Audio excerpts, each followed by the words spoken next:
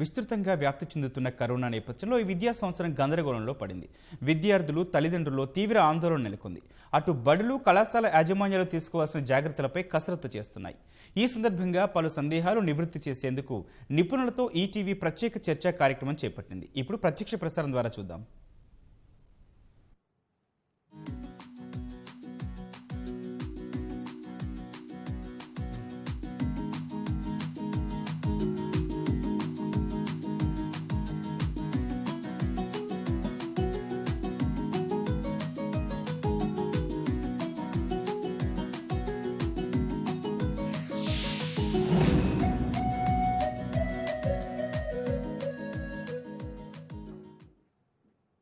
Good afternoon. ETV వీక్షకులకు నమస్కారం. Corona నేపథ్యంలో విద్యారంగంపై ఏ రకంగా మారబోతుంది, ఎటువంటి మార్పులు రాబోతున్నాయి అనే దాని మీద విస్తృత చర్చకి స్వాగతం పలుకుతున్నాం. జయప్రకాష్ నాయుడు గారు, ముఖ్యంగా 191 దేశాల్లో 157 కోట్ల మంది విద్యార్థులు ఇవాళ తమ భౌతవ్యం ఏమిటా అన్న ఒక ఆలోచనలో ఉన్నారు. అంతకంటే డబుల్ వాళ్ళ పేరెంట్స్ అదే రకమైన అనిశ్చిత ఆలోచన పరిస్థితుల్లో వాళ్ళు ఉండటం జరుగుతూ ఉంది. ముఖ్యంగా మనలాంటి దేశంలో, అభివృద్ధి చెందుతున్న దేశంలో విద్య అనేది చాలా కీలకమైన రంగం. మనకి రాబోయే భవిష్యత్తులో ఆర్థిక పరిస్థితికి వెన్నుదన్నుగా నిలవటం కోసం కానివ్వండి, మన దగ్గర ఉన్న యువత, ఎందుకంటే ప్రపంచం మొత్తం మీద అత్యంత ఎక్కువ మంది యువత ఉన్న దేశం ఇది. కొన్ని కోట్ల మంది విద్యార్థులు ఇవాళ స్కూళ్ళల్లో, కాలేజీలో, యూనివర్సిటీలో ఉన్నారు. వీళ్ళందరికీ కూడా ఈ నేపథ్యంలో ఎటువంటి అవకాశాలని కల్పించాలా, విద్యారంగంలో ఎటువంటి మార్పులకి ఇటు కేంద్రం కానీ రాష్ట్రం కానీ దోహదపడాలి, ఒకసారి వివరించండి. ప్రసాద్ గారు 2 రకాలుగా చూడాలి. మొట్టమొదటి కరోనా ముందు విద్య ఎట్లా ఉంది, తర్వాత ఏం చేయాలి సంక్షోభం నేపథ్యం. ఎందుకంటే చాలా దేశాల్లో సమస్య కరోనా వచ్చేదాకా విద్యకి ఏ రకమైన అంతరాయం లేదు, మంచి ప్రమాణాల విద్య అందుతున్నది. కాబట్టి కరోనా నేపథ్యంలో దూర విద్య కానీ మరొకటి కానీ, మరి పాఠశాలల్లో అందరూ కూర్చుంటే వ్యాధి వ్యాప్తి పెరుగుతుంది. కాబట్టి పిల్లల్ని కాపాడుకుంటూ, సమాజాన్ని కాపాడుతూ విద్యని కొనసాగించడం ఎట్లా, విద్యా సంవత్సరాలు పోకుండా, బాల్యమో లేకపోతే యవ్వనమో వృధా కాకుండా. మన సమస్య అంతకంటే చాలా తీవ్రమైనటువంటిది. కరోనాకు ముందు విద్య బాగోలేదు. ఈ కరోనా లేకపోతే పిల్లలంతా స్కూళ్ళకి వెళుతుంటే, బడులు తెరుచుంటే చదువు బాగా ఉందనుకుంటే మనం చాలా భ్రమలో ఉన్నాం. ఈ మాటలు చాలా వినడానికి బాధగా అనిపిస్తుంది, కానీ వాస్తవం. ప్రపంచంలో అతి దారుణంగా విద్య ఉన్న దేశాల్లో భారతదేశం అట్టడుగున ఉన్నది. పిల్లల తెలివితేటలు లెక్క. మన పిల్లలు ఎన్నో సందర్భాలు రుజువైంది. అవకాశాలు దొరికితే దేశం లోపల కానీ దేశం బయటికి వెళ్ళాక కానీ అద్భుతమైన ప్రతిభ చూపెడుతున్నారు. తల్లిదండ్రుల చొరవ వల్ల, వాళ్ళ తెలివితేటల వల్ల, పడే కష్టం వల్ల, అధ్యాపకుల చలవ వల్ల ఎక్కడైతే అలాంటి ఏర్పాట్లు ఉన్నాయో బ్రహ్మాండంగా చేస్తున్నారు. అట్లాగే తల్లిదండ్రులకి చదువు అంటే ధ్యాస లేకపోవటం కాదు. మన దేశంలో నిరుపేద తల్లిదండ్రులు పెట్టినంత ఖర్చు పిల్లలు చదువు కోసం బాగుపడతారు అని చెప్పి ప్రపంచంలో ఏ దేశంలోనూ పెట్టరు.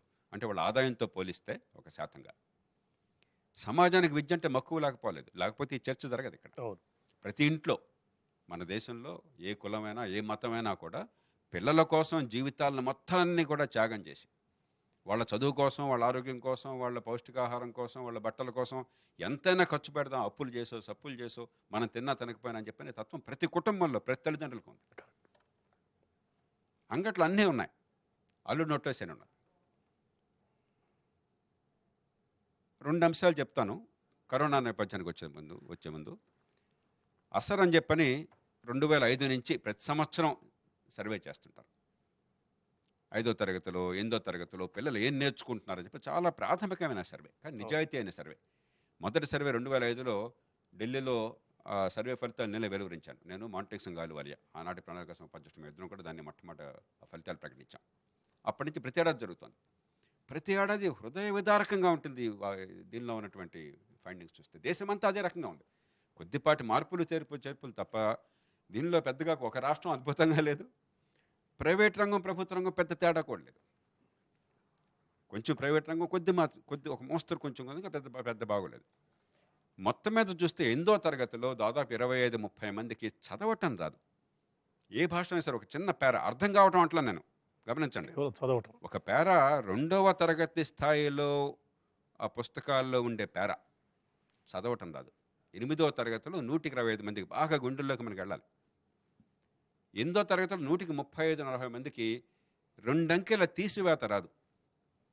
75 నుండి 46 తీసివేయము. ఎందుకు తీసివేయాలి అవన్నీ తెలియదు. అదే నాడు నేను బండగా తీసివేయటం. ఎప్పుడు తీసివేయాలి, బుద్ధి ఉపయోగించడం అని చెప్పట్లా, ఒట్టి తీసివేత రాదు. 8వ తరగతిలో 3 అంకెల సంఖ్యని 1 అంకెతో భాగారించరా అంటే 365 7తో భాగించమంటే ఎందుకు భాగారించాలో మళ్ళీ తెలియదు. కేవలం భాగారం చేయడం అనే ప్రక్రియ 8వ తరగతిలో 160 మందికి రాదు. కఠోరమైన వాస్తవాలు. దేశమంతా ప్రతి జిల్లాలో ఈ సర్వే జరుగుతుంది. అలాగే 150% మందికి 14-18 ఏళ్ల వయసు మధ్య గడియారం చూసి టైము చెప్పటం రాదు. ఇప్పుడు ప్రస్తుతం 1:10:35 అయింది. 10 చెప్పగలుగుతున్నారు 170-80 మంది. ఆ 35 చెప్పలేరు, మళ్ళీ నిమిషం తెలియదు. వంకాయలు 2 కిలోలు 2.5 కిలోలు వంకాయలు, లేకపోతే 2 కిలోలు 750 గ్రాములు వంకాయలు తూకం వేయాలి బాబు. ఆ తూకం రాళ్ళు పెట్టు 2 కిలోలు 750 గ్రాములు అంటే 150 మందికి తూకం రాళ్ళు పెట్టడం చేత కాదు. ఇంకెంతకంటే నేను చెప్పకరా. పోనీ ప్రపంచంతో పోలిస్తే ఎట్లా ఉన్నాము అంటే అంతర్జాతీయ సర్వే ఒకటి జరిగితే పీసా అని ఒక సర్వే ఉన్నది. ప్రపంచవ్యాప్తంగా అన్ని దేశాలు దానిలో పాల్పంచుకుంటాయి. దానిలో 74 దేశాలు పాల్పంచుకుంటే మన స్థానం 73వ స్థానం వచ్చింది. అడుగు నుంచి 2వ స్థానం. మన అదృష్టం కొద్ది కిర్గిజిస్తాన్ అని ఒక దేశం దానిలో పాల్గొన్నది. వాడికి చివరి ర్యాంక్ వచ్చింది, మనకు ఆ మాత్రం పరువు దక్కింది అంతే. చైనా మొట్టమొదటి స్థానంలో ఉంది. మన ప్రభుత్వం నిర్వాహకం ఏంటంటే ఇక నుంచి ఈ సర్వేలో మేము పాల్పంచుకోమన్నారు. మీరు నేను ఇలాంటివి చూసి అనవసరంగా జనానికి చెప్పి వాళ్ళని బాధ పెడతామని చెప్పి ఈ సర్వే తీసిపారేమన్నారు అంతే. అప్పటి నుంచి ఇప్పటిదాకా 2009లో జరిగింది. ఈ 11 ఏళ్ళుగా మళ్ళీ ఆ సర్వేలో మనం పాల్పంచుకోవాలి. ఈ నేపథ్యంలో నాకు అనిపిస్తుంది కరోనా సంక్షోభం ఒక అవకాశం అంటున్నాను. బాగుంటే సంక్షోభం, చండాలంగా అంటే మార్పుకి ఇది అవకాశం. ఎందుకంటే యథాస్థితి కొనసాగటం చాలా దారుణ పరిస్థితి ఉన్నప్పుడు ఎప్పుడు కూడా చాలా ప్రమాదకరం. కనీసం ఇప్పుడైనా ఉలిక్కిపడలేవచ్చు. ఇప్పుడు అవసరార్థం అని చెప్పని తప్పనిసరిగా దూర విద్యకు ఎక్కువ మన ప్రాధాన్యత ఇవ్వాలి. ఇంట్లో హోంవర్క్ చేసుకోవటము, మనం ఇంటర్నెట్, ముఖ్యంగా నేను పాఠశాల విద్య గురించి ప్రస్తుతం మారుతాను, ఉన్నత విద్య తర్వాత మాట్లాడదు. ఎందుకంటే అన్నీ ఒకసారి కలకాపురం చేస్తే కలగడం అయిపోతుంది. మీరు పాఠ్యాంశాలు మనకేమవుతుంది, కారణాలు ఏమిటి మనకి ఈ వైఫల్యానికి? బండ పరీక్షలు, మొద్దు పరీక్షలు.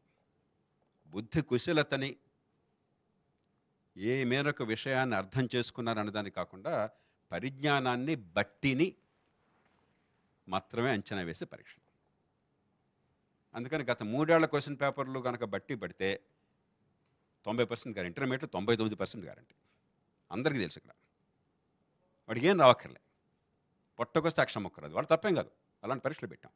ఆ పరీక్షలు కూడా భయంకరమైన కాపీయింగ్ జరుగుతుంది. ఈ మాట బహిరంగ చెప్పాల్సి వస్తుంది. నేను కొద్ది చోట్ల మినహాయిస్తే భయంకరమైన మ్యాథ్స్ కాపీయింగ్. పూర్వం ఏదో 1-5 10 మందికో ఏదో కాపీలు చేసేవాళ్ళు. సార్ పాస్ అయితే చాలు సార్, కొంచెం ఆ మాత్రం ఛాన్స్ ఇవ్వండి ఏదో జరుగుతుంటారు పడేవాళ్ళు. ఇప్పుడు అట్లా కదా, భయంకరమైన మ్యాథ్స్ కాపీయింగ్ జరుగుతుంది. ఖర్చు పెరుగుతోంది. మనం పెద్ద విద్య ఖర్చు పెట్టలేదు అనేది చాలా ఏదో లోతుగా పరిశీలిస్తే అది వాస్తవమైన విషయం కాదు. ఆంధ్రప్రదేశ్, తెలంగాణ రాష్ట్రాలను కలిపి మీరు చూసినట్టయితే దాదాపు ఇవాళ 67 లక్షల మంది ఎంతమంది పిల్లలు 10వ తరగతి దాకా ఉన్నారు 2 రాష్ట్రాల్లో. అన్నీ కలిపితే దీనిలో మళ్ళీ రెసిడెన్షియల్ స్కూల్స్ మిగతా ఇవన్నీ ఉన్నాయి. మరి జీతాలు, పెన్షన్లు ఇవన్నీ కలిపితే ఈ మధ్య అమ్మ ఒడి లాంటి పథకాలు కూడా విద్య పేరుతో పెట్టారు. విద్యకేం ఉపయోగం లేదు, ఏదో డబ్బులు పంపిణీ చేస్తున్నారు అంతే ఆ పేరుతో. ఇవన్నీ కలిపితే బహుశా 65,000 కోట్ల రూపాయలు ఖర్చు అవుతుంది ఇవాళ 2 రాష్ట్రాల్లో కలిపి. అంటే బిడ్డకి 90,000 లక్ష రూపాయలు ఖర్చు అవుతుంది. ఒక్కసారి ఆలోచించండి, సమాజం, తెలుగు సమాజం ఆలోచించాలి. ఒక్కొక్క బిడ్డకి 90,000 రూపాయలు ఏడాదికి స్కూల్ విద్యలో ప్రభుత్వం ఖర్చు పెడుతోంది. మీరు 90,000 ప్రైవేట్ స్కూల్లో ఫీ ఇస్తే ఎంత ఆశిస్తున్నారో మీరు చూడండి. ఇవాళ 30-40 రూపాయల ఫీజుతో బ్రహ్మాండమైన విద్య అందిస్తున్న ప్రైవేట్ స్కూళ్ళు చాలా ఉన్నాయి. అన్నీ ఉన్నాయని అంటలా, నేను స్వయంగా చూశాను. కాబట్టి డబ్బు లేక విద్య రావటం లేదన్నది వాస్తవం కాదు. అధ్యాపకులు లేక విద్య రాకపోవటం కాదు. సగటున తెలుగు రాష్ట్రాల్లో 17 మంది 18 మంది పిల్లలకు ఒక టీచర్ ఉన్నారు. మీరు లెక్కేయండి ఎంతమంది టీచర్లు ఉన్నారు, ఎంతమంది పిల్లలు ఉన్నారని. దీనిలో నేను చెప్పే అంకెలు ఏమీ కూడా పెద్ద కష్టపడేవి కాదు, 10th క్లాస్ పాస్ అవ్వక్కర్లా. దీనిలో ఇవన్నీ మామూలు అంకెలు, ఇవన్నీ కూడా 17-18 మంది పిల్లలకు ఒక టీచర్ ఉన్నారు. వేల కోట్లు ఖర్చు పెడుతున్నాం, నిజమే. కొన్ని మలుగు సదుపాయాలు లేని మాట వాస్తవమే. దానికోసం చాలా ఖర్చు పెడుతున్నాం. టాయిలెట్ అని అదని ఇదని సరిగ్గా జరుగుతుంది. కానీ సమస్య అది కాదు. విద్యను అంచనా వేయకపోవటము, జవాబుదారితనం లేకపోవటము, విద్యా ప్రమాణాలను గణించకుండా ఊరికే నటించటం మనం ఒక వ్యవస్థగా. ఈవేళ కనీసం ఈ దూర విద్య, డిజిటైజేషను, దీనివల్ల ఏమవుతుందంటే ఈ మధ్యకాలంలో ప్రపంచమంతా కూడా మంచి ప్రోగ్రామ్స్ వస్తున్నాయి. khanacademy.org అని చెప్పని మన భారతీయ సంతతి చెందినటువంటి కుర్రాడే MITలో గ్రాడ్యుయేషన్ చేసిన తర్వాత ప్రపంచంలో అంతా కూడా విద్యకు ఎంతో కొంత విద్య అనేది ఎప్పుడు కష్టమైన ప్రక్రియ. మన పిల్లల్ని పెంచిన ప్రతి ఒక్కరికి తెలుసు పిల్లలకి చదువు రావడం అంటే ఎంత కష్టమని చెప్పనదు. కాబట్టి ఆ విషయం అర్థం కావాలి, ఊరికే బట్టి బట్టం కాకుండా అని చెప్పని మ్యాథ్, సైన్స్, లాంగ్వేజ్ ఈ 3 కూడా 12th క్లాస్ దాకా మొత్తం ఓపెన్ సోర్స్ సాఫ్ట్వేర్ పెట్టేశారు. ఇప్పుడు ప్రజాస్వామ్య పీఠం తరపున, లోక్సత్తా తరపున నేను దాన్ని పూర్తిగా తెలుగులో అనువాదం చేయించి ఉచితంగా పబ్లిక్కి అందేట్టుగా 12వ తరగతి దాకా 10వ తరగతి దాకా ఉచితంగా. మళ్ళీ ఇంగ్లీష్ భాష మళ్ళీ అందరికీ పట్టుబడదు కదా, అందుకని చెప్పని ఇతర భాషల్లో కూడా మేము సిద్ధంగా ఉన్నాం, కొంతమంది చేస్తున్నారు ఇప్పటికే. కాబట్టి ఇది పెద్ద కష్టం కాదు. అట్లాగే K-12 అనుకుంటాను, ఇంకొక ఓపెన్ సోర్స్ సాఫ్ట్వేర్ వచ్చింది మంచి ప్రమాణాలతో. అంటే రకరకాలుగా మనకి విషయం అర్థమై ఊరికే బట్టి పడ్డం కాకుండా, వల్లె వేయడం కాకుండా, కక్కేయడం కాకుండా పరీక్షల కోసం విషయం అర్థం కావడం. ముఖ్యంగా 3 అంశాల్లో శాస్త్రం అంటే లాజిక్ కావాలి, తర్కం అర్థం కావాలి, విషయం పరిజ్ఞానం ఊరికే బట్టి పడ్డం కాకుండా విషయాన్ని అర్థం చేసుకోవడం, దాన్ని ఉపయోగించగలగటం కావాలి. గణితం ఎందుకు ఎక్కడ సింపుల్ మామూలు గణితం రోజువారీ జీవితంలో ఎక్కడెప్పుడు వైశాల్యం దగ్గర నుంచి, వడ్డీల దగ్గర నుంచి, మరొకటి దగ్గర నుంచి అసలు విషయం అర్థమయ్యి దాన్ని ఎలా అప్లై చేయాలని చెప్పన్నది. 3వది భాష అర్థం చేసుకోవడం, వ్యక్తించడం. ఈ మాత్రం కనీసం బాగా వస్తే 8వ తరగతి దాకా, ఆ తర్వాత బతుకుతాడు. మనమేదో వాడికి ఏదో అశోకుడి కాలం ఎప్పటిది, లేకపోతే మహమ్మదో, లేకపోతే మరి ఢిల్లీ సుల్తాన్ మరొకటి ఎప్పుడు పరిపాలించాడు అక్కర్లా. తెలుసుకుంటే మంచిది, తెలుసుకోకపోతే నష్టం లేదు. కనీసం మౌలికమైన విషయాలు జీవితానికి పనికొచ్చేవి, తర్వాత విద్యకు పనికొచ్చేవి, ఆ బుర్రను వికసింపచేసేవి మనం అవి చేయడంలో. కాబట్టి ఇప్పుడు నా దృష్టిలో ఇది ఒక సంక్షోభాన్ని అవకాశంగా తీసుకున్నట్టయితే, ఇదే డబ్బుతో పెద్ద డబ్బు ఖర్చు కాస్త కొంచెం, ఉదాహరణకి ప్రతి బిడ్డకి కనుక ఒక ట్యాబ్లెట్ మరొకటి ఇవ్వాలంటే కొంచెం డబ్బు ఖర్చు కావచ్చు. ఇన్ని వేల కోట్లు ఖర్చు పెడుతున్న ఈ 100 కోట్లు పెద్ద లక్ష్యం ఉంది. కానీ ఈ టెక్నాలజీ అందుబాటులోకి తీసుకొచ్చి మరి మనం బ్రహ్మాండంగా మా అందరికీ బ్రాడ్బ్యాండ్ ఇంటర్నెట్ ఉందని చెప్పి గప్పాలు కొడుతుంది, దాన్ని దీనికి వాడదాం మనం. అది కాబట్టి టెక్నాలజీ పెద్ద కష్టం కాదు, ఒక స్థాయికి వచ్చాం మనం. డబ్బు పెద్ద కష్టం కాదు, పరిజ్ఞానం ఉంది, అన్నీ ఉన్నాయి. ఉపయోగించుకునేటువంటి విజ్ఞత, తెలివితేట, దానికి తగ్గట్టుగా మనం ఉన్నటువంటి సిబ్బందిని, ఉన్నటువంటి వనరుల్ని పునర్వ్యవస్థీకరించడం. అది చేయకుండా ఇప్పటిదాకా విద్య బాగుంది, కరోనా వల్ల విద్య చెడిపోయింది, ఏదో చేద్దాం రేపొద్దున నటిస్తే మాత్రం ఈ దేశంలో 70 ఏళ్లుగా చాలా రంగాల్లో నటన సాగుతోంది. అందుకని చాలా రంగాల్లో ఎప్పుడూ మనం అట్టడుగు ఉన్నాం. మనం గొప్పలు కొట్టుకోవటమే కానీ ఇన్నేళ్లు పోయిన తర్వాత నగర ప్రాంతాల్లో రోజంతా కరెంట్ ఉంటే మన దేవుడు మనకు వరం ఇచ్చాడు అనుకుంటున్నాం. ఇప్పటికీ గ్రామాల్లో కరెంట్ ఉంటుందని గ్యారెంటీ లేదు రోజంతా. మీరు ఎవరన్నా చెప్పండి. కాబట్టి మనం చాలా కొద్దిపాటి విజయాలను ఘన విజయాలుగా మనం భావించుకుని మనం దెబ్బలు తలుచుకుంటున్నాం. విద్య కూడా అలా చేస్తే లాభం లేదు. విద్యా విషయంలో మనం ఈ పిల్లలకి చేస్తున్న అన్యాయం ఇంతకంటే దారుణమైన నేరం సమాజంలో మరొకటి లేదు. ఎందుకంటే ఇట్లాంటి విద్య డబ్బు లేని వాళ్ళకి, ఖరీదుతో విద్యను కొనలేని వాళ్ళకి, తల్లిదండ్రులకు చదువు లేని వాళ్ళకి, కాబట్టి పట్టించుకోలేని వాళ్ళకి విద్య రాక నిరంతరం ఇలాగే కొనసాగినట్టయితే పేదవాళ్ల పిల్లలు బేదలవుతారు, కులం కొనసాగుతుంది, పేదరికం కొనసాగుతుంది, ప్రజాస్వామ్యం మనం చూస్తున్నాం ఎంత అపసవ్యంగా ఉందో, అది అట్లానే ఉంటుంది. మూర్తి గారు, గాయత్రి విద్యా సంస్థ డైరెక్టర్గా మీకు విస్తృతమైన అనుభవం ముఖ్యంగా విద్యారంగంలో ఉంది. ముఖ్యంగా ప్రస్తుత పరిస్థితులు ఇప్పుడు జయప్రకాష్ నారాయణ గారు దేశంలో విద్యారంగం ఎలా ఉందనేది, అట్నే మన రాష్ట్రాల్లో ఎలా ఉందనేది ప్రాథమికంగా ఆయన వివరించగలిగారు. అనేక సంక్షోభాలు, సమస్యలు విద్యారంగంలో ఉన్న మాట నిజమే, ఎవరు కాదనలేని కూడా. ప్రస్తుతం ఈ సంక్షోభాన్ని అవకాశంగా తీసుకోవాలి అనేది వారు చెప్పిన మాట అక్షరాల నిజం. సో మీకున్న ఎక్స్పీరియన్స్ తోటి రాబోయే రోజుల్లో ఎటువంటి మార్పుల్ని, టెక్నాలజీ ఉపయోగం అనేది ఎలా చేసుకుంటే ముఖ్యంగా ద ఎండ్ రిజల్ట్ విద్యార్థికి ఆఖరి విద్యార్థికి కూడా ఫలితం చేకూరేలా ఉంటుందనేది మీరు భావిస్తున్నారు? సో ఇప్పటివరకు మనం చూసుకుంటూ వస్తే ఖచ్చితంగా ఇప్పటివరకు విద్య బాగుంది బాగాలేదు అనేది ఒక చర్చ అయితే ఇక్కడ నుంచి ఎలా తీసుకెళ్ళాలి అనేది ఇంపార్టెంట్ పాయింట్ అవుతుంది. సో ఇప్పుడు జేపీ గారు అన్నట్లుగా సంక్షోభాన్ని అవకాశంగా మార్చుకోవాలి. ఖచ్చితంగా ప్రతి ఒక్క మైండ్లో ఇదే లైన్ మనం తీసుకుంటే సంక్షోభాన్ని అవకాశంగా మనం మార్చుకుందాం అని చెప్పినప్పుడు ఈరోజు మనం ఉన్న పరిస్థితులను ఏ విధంగా చేసుకుంటూ రావాలి అంటే ఓన్లీ కరోనా సిచ్యువేషన్ నుంచి మొదలు పెట్టుకుంటూ వస్తే ఒక విధంగా చెప్పాలంటే కరోనా వల్ల విద్యకి జరిగిన ఒక పాజిటివ్ లైన్ ఏంటంటే technology wise over night advancement అని చెప్పినది భావిస్తున్నాం. అది నిజమా కాదా అని చెప్పినది తర్వాత అవుతుంది కానీ బట్ ఒక భావన అయితే ఏర్పడుతూ వస్తుంది. అయితే ఈ భావనలో మనం కొంచెం జాగ్రత్తగా చూసుకోవాల్సింది ఏంటని చెప్పారంటే ఇది ఓవర్ నైట్ ఎప్పుడైతే వచ్చిందో ఏ వ్యక్తి తనకి ఎలా అనుగుణంగా ఉంటుందో ఏ విధంగా చెప్పగలమని చెప్పి అనుకుంటున్నారో అదే ఒక వ్యవస్థ కింద చెప్పుకుంటూ వచ్చి స్టూడెంట్కి ఓవర్ బర్డెన్ లాగా చేసుకుంటూ వెళ్ళిపోతున్నారు. అంటే లైక్ చిన్న ఉదాహరణ అని చెప్పారంటే ఈ గతంలో మనకి ఒక వన్ మంత్ ఆన్లైన్ క్లాసెస్ అని చెప్పినప్పుడు అది వాడు 1వ తరగతి వాడా 2వ తరగతి వాడా 3వ తరగతి వాడా అనేది కాకుండా రోజుకు నేను ఎన్ని గంటలు పాఠం నేను ఆన్లైన్లో చెప్పాను అన్న దాని మీద విపరీతమైన ప్రాధాన్యత ఇచ్చుకుంటూ వెళ్ళారు. ఏం చెప్పగలిగారు?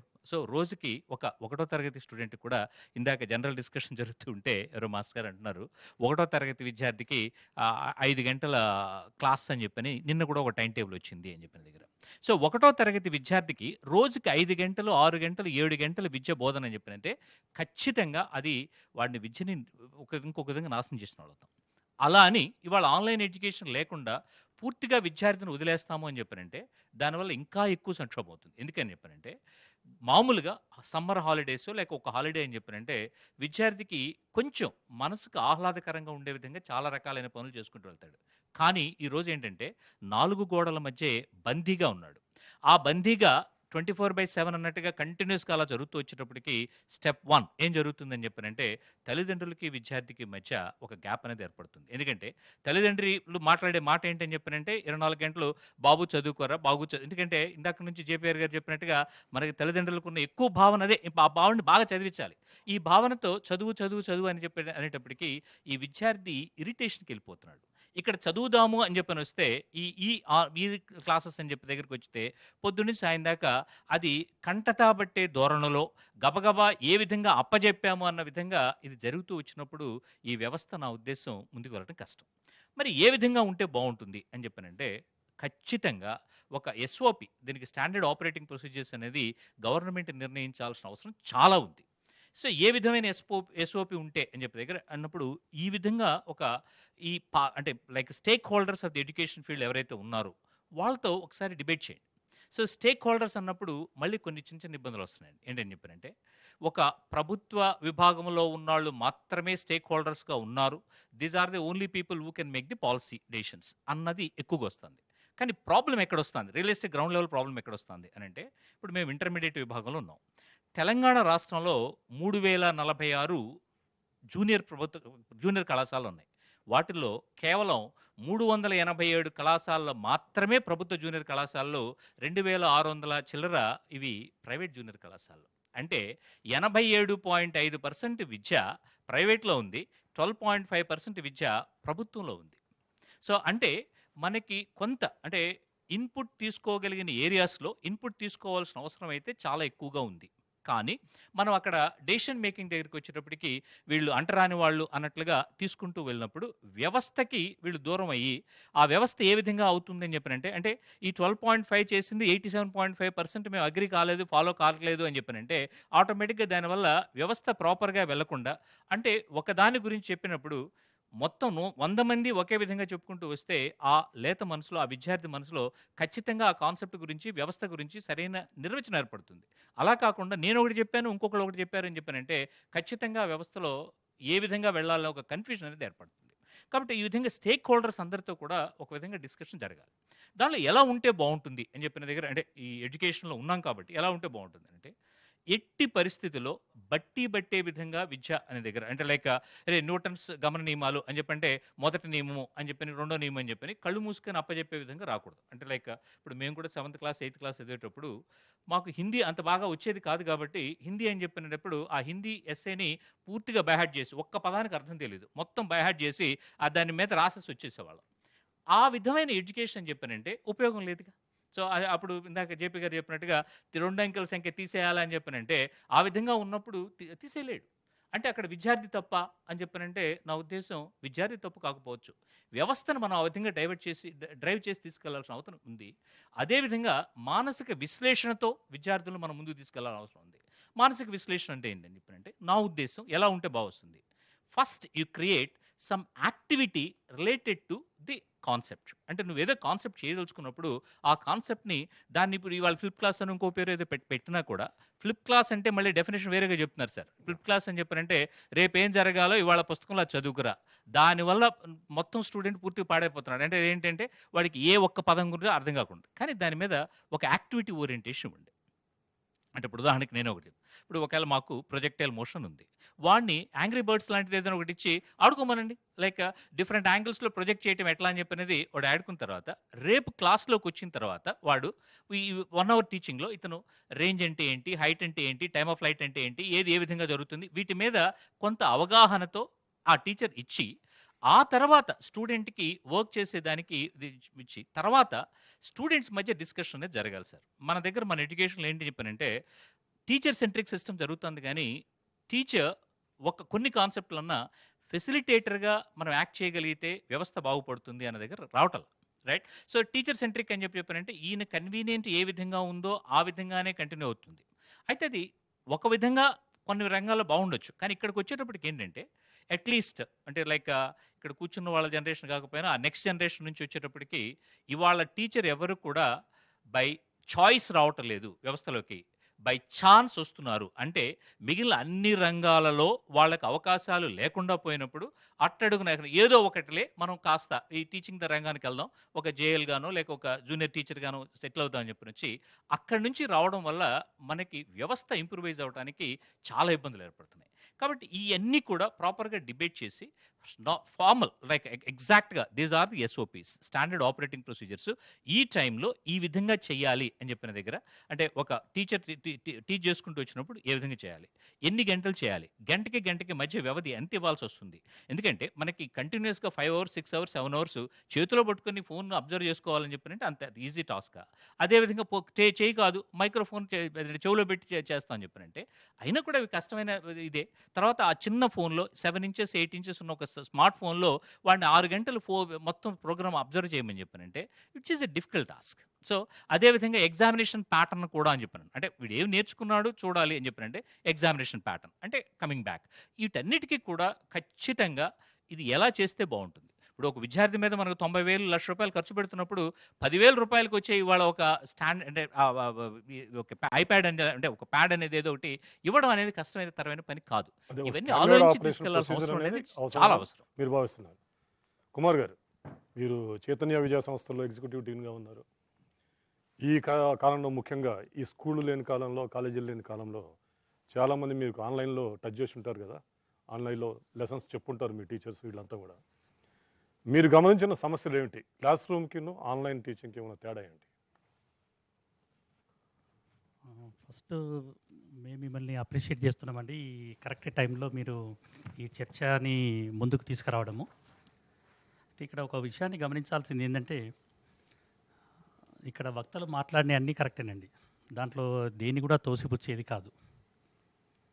బట్ దురదృష్టకరమైన విషయం ఏంటంటే ఇలాంటి వ్యవస్థల్లో కూడా ప్రైవేట్ రంగము అంటే మొత్తం ప్రైవేట్ రంగం చేస్తుందని చెప్పి నేను అనడం లేదు, బట్ ప్రైవేట్ రంగం కూడా విశేషమైన కృషి చేస్తుందండి.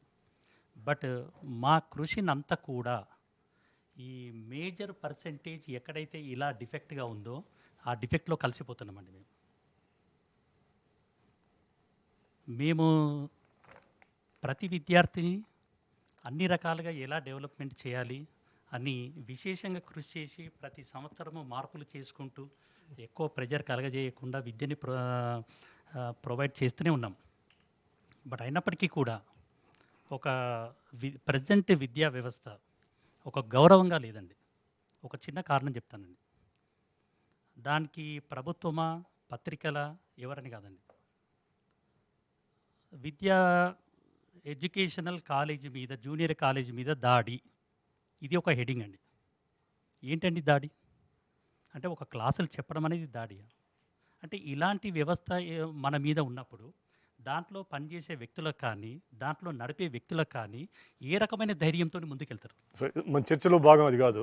ఓకే, అంటే come to this. ఎగ్జాంపుల్ చెప్తానండి. ఈ ఆన్లైన్ సిస్టమ్ ఎడ్యుకేషన్ ఏ రకంగా ఆన్లైన్ ఉండబోతుంది? సిస్టంలోనండి. అంటే ఇది ఎందుకంటే ఇది చాలా ప్రాముఖ్యత ఉందండి. అది ఉందిలేండి, అది చాలా దాని మీద ఇప్పుడు కరోనా చాలా విషయంలోనండి. ఉంటుంది. Yeah please come. One thing అండి, కరోనా విషయం. అయితే కరోనాలో కొన్ని చెడు ఎఫెక్ట్స్ ఉన్నా కూడా ఒక మంచి ఎఫెక్ట్ మేము అబ్జర్వ్ చేసింది ఏంటంటే, ఎలాంటి విపత్కర పరిస్థితులు వచ్చినా కూడా మేము నిలబడగలము అని మన వ్యవస్థ ప్రూవ్ చేసిందండి. సో దీనికి మనం చాలా అందరినీ అభినందించాలి. అయితే అభినందించడమే కాకుండా ఈ వచ్చిన మార్పుని ఫ్యూచర్లో మార్పుకి ఏ రకంగా ఉపయోగించుకోవాలి అనేది చాలా ఇంపార్టెంట్. అయితే ఈ సిస్టంలో మేము అందరం ఏం చేశామంటే, ఈ తప్పనిసరి పరిస్థితులలో, ఫర్ ఎగ్జాంపుల్ ఇప్పుడు ఇంటర్మీడియట్ అనుకోండి, ఇంటర్మీడియట్లో ఎగ్జామ్స్ అయిపోయాయి, బట్ కాకపోతే ఆబ్జెక్టివ్ ఎగ్జామ్స్ ఉన్నాయి. అండ్ ఇంటర్మీడియట్ విద్యా వ్యవస్థ అనేది ఒక స్టూడెంట్కి కానీ, ఒక తల్లిదండ్రులకు కానీ ఎంత ప్రాముఖ్యం అనేది మనందరికీ తెలిసిన విషయము. సో ఇలాంటి పరిస్థితులలో పిల్లల్ని వదిలిపెట్టకూడదు అన్న ఉద్దేశంలో మేము ఇమ్మీడియట్గా అన్ని private institutions throughout the country, దేశం మొత్తంలో కూడా ఈ ఆన్లైన్ ఎడ్యుకేషన్ స్టార్ట్ చేసేయండి. అయితే మొదట్లో మాకు కూడా కొంత డౌట్స్ ఉండే, అంటే ఈ ఆన్లైన్ ఎడ్యుకేషన్ ఎలా రిసీవ్ చేసుకుంటారు అని చెప్పేసి. బట్ సర్ప్రైజ్డ్గా అంటే మేము అనుకున్న దానికంటే కూడా ఆన్లైన్ ఎడ్యుకేషన్ని ఈ ఇంటర్మీడియట్ విద్యార్థులు అండ్ 8th, 9th, 10th విద్యార్థులు కూడా పాజిటివ్గానే తీసుకున్నారండి. మేము ఎక్స్పెక్ట్ చేసిన దానికంటే కూడా మంచి రెస్పాన్స్ వచ్చింది. వాటిలో లోపాలేం గమనించలేదా మీరు? లోపాలు అనేది ఉంటుందండి. ఇప్పుడు ఫస్ట్ మేము అబ్జర్వ్ చేసిన ఒక పాజిటివ్ ఫీచర్ ఏంటంటే, గత కొన్ని సంవత్సరాల్లో టెక్నాలజీని యూజ్ చేయని రంగం ఏదైనా ఉంది అంటే అది కేవలం విద్యారంగమేనండి. టెక్నాలజీని యూజ్ చేయని. ఇప్పుడు ప్రజెంట్ విద్యా వ్యవస్థలో మనకి మంచి ఎడ్యుకేషన్ ఇవ్వాలి అంటే మంచి అధ్యాపకులు కావాలండి. ఇంతకుముందు మూర్తి గారు చెప్పారు, బై ఛాన్స్ టీచర్స్ వస్తున్నారు అని చెప్పి. ఇలాంటి పరిస్థితులలో మంచి ఎడ్యుకేషన్ ఇవ్వడానికి ఇంత పెద్ద వ్యవస్థలో అంత ఎక్కువ సంఖ్యలో అధ్యాపకులు దొరకడం అనేది అంత ఈజీ ప్రాసెస్ కాదండి. సో ఇలాంటి ప్రాసెస్లో మనము టెక్నాలజీని యూజ్ చేయాలి. సో టెక్నాలజీని యూజ్ చేసాం. ఇక్కడ యూజ్ చేసిన టెక్నాలజీని తప్పనిసరి పరిస్థితులలో యూజ్ చేయాల్సి వచ్చింది మాకు. ఈ తప్పనిసరి పరిస్థితులలో మా చాలా వ్యవస్థలో కూడా చాలామంది లెక్చరర్స్ కానివ్వండి, టీచర్స్ కానివ్వండి, కంప్యూటర్స్ వాడని వాళ్ళు కూడా చాలామంది ఉన్నారు. సో అలాంటి వాళ్ళు కూడా వితిన్ నో టైం, అంటే తక్కువ టైంలో కంప్యూటర్స్ని వాడడం నేర్చుకొని ఆన్లైన్లో ఎడ్యుకేషన్ ఇవ్వగలిగారు. అయితే దీంట్లో మేము అబ్జర్వ్ చేసిన ఫస్ట్ ప్రాబ్లం ఏంటంటే, అంటే ఇప్పుడు మనకు వచ్చిన లాక్డౌన్ అనేది అన్ఎక్స్పెక్టెడ్ లాక్డౌన్. అంటే ఎవ్వరు కూడా ప్రిపేర్గా లేరు. చాలామంది ఈవెన్ హైదరాబాద్లో ఉన్న పేరెంట్స్లో కూడా కొంతమంది దగ్గర మొబైల్ ఫోన్స్ ఉన్నాయి, బట్ ట్యాబ్స్ లేవు అండ్ ల్యాప్టాప్స్ లేవు. అయితే కేవలం మొబైల్ ఫోన్లో గంటల తరబడి విద్యను నేర్చుకోవడం అనేది అంత ఈజీ ప్రాసెస్ కాదండి. అది చాలా డిఫికల్ట్ ప్రాసెస్, అదొకటి. రెండోది ఏంటంటే ఇంటర్నెట్ ఇష్యూస్ కూడా చాలా ఉన్నాయండి. ఈ ఇంటర్నెట్ కనుక స్పీడ్గా కనుక లేకపోతే మేము చెప్తున్న దానికి వాళ్ళు రిసీవ్ చేసుకున్న దానికి మధ్యలో కొంత టైం గ్యాప్ వస్తుంది. సో ఆ టైం గ్యాప్ ఉండడం మూలంగా ఏమవుతుందంటే పిల్లలకి కొంత విసుగు అనేది వస్తుంది. సో ఈ రెండు మేము గమనించిన ముఖ్య విషయాలండి. అయితే ఈ విషయాలని కూడా కొంత లాక్డౌన్ లిఫ్ట్ చేసిన తర్వాత ఈవెన్ పేరెంట్స్ కూడా కొన్ని ట్యాబ్స్ కానీ ఇలాంటివి కొనుక్కోవడం అనేది కొంత ఇంప్రూవ్ అయింది. బట్ గ్రామీణ వ్యవస్థలో మాత్రం ఇది చాలా ఎఫెక్ట్ అయిందండి. ఇప్పుడు చాలామంది పేరెంట్స్తోని పిల్లలతోని మేము మాట్లాడినప్పుడు క్లాసులు ఎందుకు అవడం లేదు అని అంటే, మా దగ్గర ఇంటర్నెట్ ఫెసిలిటీ లేదు, మా దగ్గర స్మార్ట్ ఫోన్ లేదు, సో దాని గురించి మేము అటెండ్ చేయలేకపోతున్నాము అన్న పరిస్థితి అయితే కొంత ఉందండి. గ్రామీణ ప్రాంతంలో స్టూడెంట్స్కి ఎటువంటి ప్రత్యామ్నాయం మీరు చూపించగలిగారు? ఇప్పుడున్న లాక్డౌన్ వ్యవస్థలోనైతే ప్రత్యామ్నాయం ఏమి చూపించలేకపోయామండి. ఎందుకంటే ఏమైనా మేము అరేంజ్ చేయడానికి కూడా మాకు అవకాశం లేదు, వాళ్ళకి అవకాశం లేదు. సో సాధ్యమైనంత వరకు ఏంటంటే స్మార్ట్ ఫోన్స్ని వాళ్ళ దగ్గర ఉంటే వాళ్ళ దగ్గర వాడుకోవడము, లేకపోతే చుట్టుపక్కల ఉన్న వాళ్ళ దగ్గర ఎవరైనా తీసుకొని వాడుకోవడం తప్పితే స్మార్ట్ ఫోన్ కొనడానికి కూడా అవకాశం లేదు. సో ఇలాంటి పరిస్థితులలో వారికి గ్రామీణ విద్యార్థులకి ఎవరైతే ఈ సిస్టంలో ఆన్లైన్ ఎడ్యుకేషన్లో పార్టిసిపేట్ చేయలేదో వాళ్ళకి ఎవరు కూడా ఏం చేయలేకపోయామండి. కాకపోతే ఎంత పర్సంటేజ్ ఆఫ్ స్టూడెంట్స్ మీకు ఆన్లైన్లో అడ్రస్ చేయగలిగారు మీరు? ఆన్లైన్లో దాదాపు మేము ఒక 80-85% స్టూడెంట్స్ని అడ్రస్ చేయగలిగామండి. అంటే ఎందుకు అనంటే ఈ మధ్య కాలంలో మీరు ఈ ఇండియాలో ఎక్కడ చూసినా ఎస్పెషల్లీ మన ఆంధ్రప్రదేశ్ అండ్ తెలంగాణ ఎక్కడ చూసినా కూడా ఏ మారుమూల ప్రాంతానికి వెళ్ళినా కూడా స్మార్ట్ ఫోన్ యూటిలిటీ అనేది చాలా ఎక్కువగా ఉందండి. అయితే ఈ స్మార్ట్ ఫోన్ యూటిలిటీ ఎప్పుడైతే ఎక్కువగా ఉందో సో దాంట్లో మామూలుగా మేము మా ఆన్లైన్ ఎడ్యుకేషన్ని వాళ్ళు పిల్లలు బాగానే రిసీవ్ చేసుకున్నారండి. కాకపోతే ఏంటంటే ఇప్పుడు మనం ఫిజికల్గా క్లాసులు పెట్టినా కూడా కొంత ఆబ్సెంటీజం అనేది జనరల్గా ఉంటుందండి. దాదాపు ఒక 15% ఆబ్సెంటిజం అనేది జనరల్గా ఉంటుంది. సో ఇక్కడ ఈ ఆన్లైన్ ఎడ్యుకేషన్లో వచ్చేటప్పటికి ఇన్స్టా 15% ఒక 20-25% అనేది ఉంది. అయితే ఈ 20-25% ఉండడానికి ముఖ్య కారణం ఏంటంటే ఇంటర్నెట్ అందుబాటులో లేకపోవడము, ప్లస్ ఈ మొబైల్ పరికరాలు ప్లస్ ల్యాప్టాప్స్ ఇవన్నీ అందుబాటులో లేకపోవడం మూలంగా ఒక దాదాపు ఒక 7-8% అనేది కొంత ఎక్కువ జరిగినమాట మాత్రం. భవిష్యత్తులో వాళ్ళకి సిలబస్ మీరు ఏ రకం కవర్ చేస్తారు? అయితే ప్రస్తుతానికైతే మేము మాకున్న అతి తక్కువ టైంలో మేము మా లెక్చరర్స్ని మా అధ్యాపకులందరినీ మోటివేట్ చేసేసి ఈ ఆన్లైన్ ఎడ్యుకేషన్ ఇవ్వగలిగాము. బట్ ఫ్రాంక్గా చెప్పడం ఏంటంటే మేము టెక్నాలజీని పర్ఫెక్ట్గా యూజ్ చేసుకొని ఒక స్టూడెంట్ లెర్నింగ్ ప్రాసెస్ని సింప్లిఫై చేయలేకపోయాం. అయితే టెక్నాలజీని యూజ్ చేసుకొని 3D యానిమేషన్తో ఒక లెర్నింగ్ ప్రాసెస్ని సింప్లిఫై చేయడం అనేది టెక్నాలజీతో సాధ్యమవుతుందండి.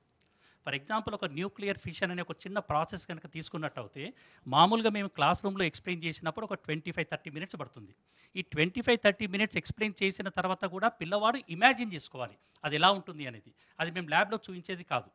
సో అదే టెక్నాలజీతోని ఒక 2-3 మినిట్స్లో టెక్నాలజీతోని అత్యద్భుతంగా పిల్లవాడికి విషయ పరిజ్ఞానం పూర్తిగా అర్థమయ్యేలా అది చేయించగలమనే నమ్మకం మాకైతే ఉంది.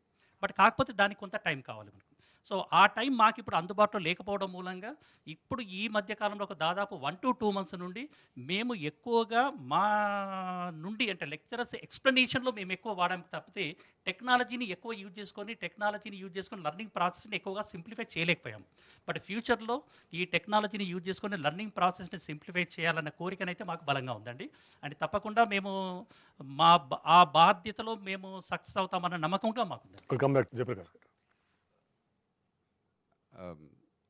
ప్రసాద్ గారు ఇందాక కుమార్ గారు చెప్పారు కొత్తగా కంటెంట్ క్రియేట్ చేయడం చాలా కష్టం అవుతుందని చెప్పని. అది చాలా కష్టం. అందులో ఆసక్తికరంగా ఏదో మొక్కబడిగా చేయడం చాలా తేలిక. అవును. మన ప్రభుత్వాలు పెట్టేటువంటి దూర విద్యలో కూడా ఏదో ఉన్న వాళ్ళలో కొంచెం బెటర్ టీచర్ వచ్చి మనకు చాలా బోరు కొట్టే రీతిలో నిద్రపోయే రీతిలో ఉపన్యాసం ఇస్తూ ఉంటారు. ఇంకా దూర విద్య ఎందుకండి? డిజిటల్ ఎడ్యుకేషన్ అని చెప్పంటే మామూలుగా డైడాక్టిక్గా ఊరికే అదే పనిగా మనం ఉపన్యాసం ఇవ్వడం కాకుండా ఆడియో విజువల్ టెక్నిక్స్తో అర్థవంతమైన రీతిలో ఆ 3D ఎఫెక్ట్స్ కానీ మిగతావి కానీ చాలా తేలిగ్గా సులభంగా అర్థమయ్యే రీతిలో తీసుకురావాలి. అది కొత్తగా చేయాలంటే అంత తేలిక కాదు. అది మనం కన్సీవ్ చేయడం చాలా తేలిక కానీ టెక్నాలజీ తీసుకురావడం తేలిక కాదు. ప్రపంచంలో చేసేశారు. అవును. మనం కొత్తగా చేయగలి. ఈవేళ MIT కోర్సులన్నీ ఉదాహరణకు ఓపెన్ సోర్స్ సాఫ్ట్వేర్ ఆ స్థాయిలో కూడా ప్రపంచంలో అత్యున్నత స్థాయి ఇంజనీరింగ్ సంస్థది.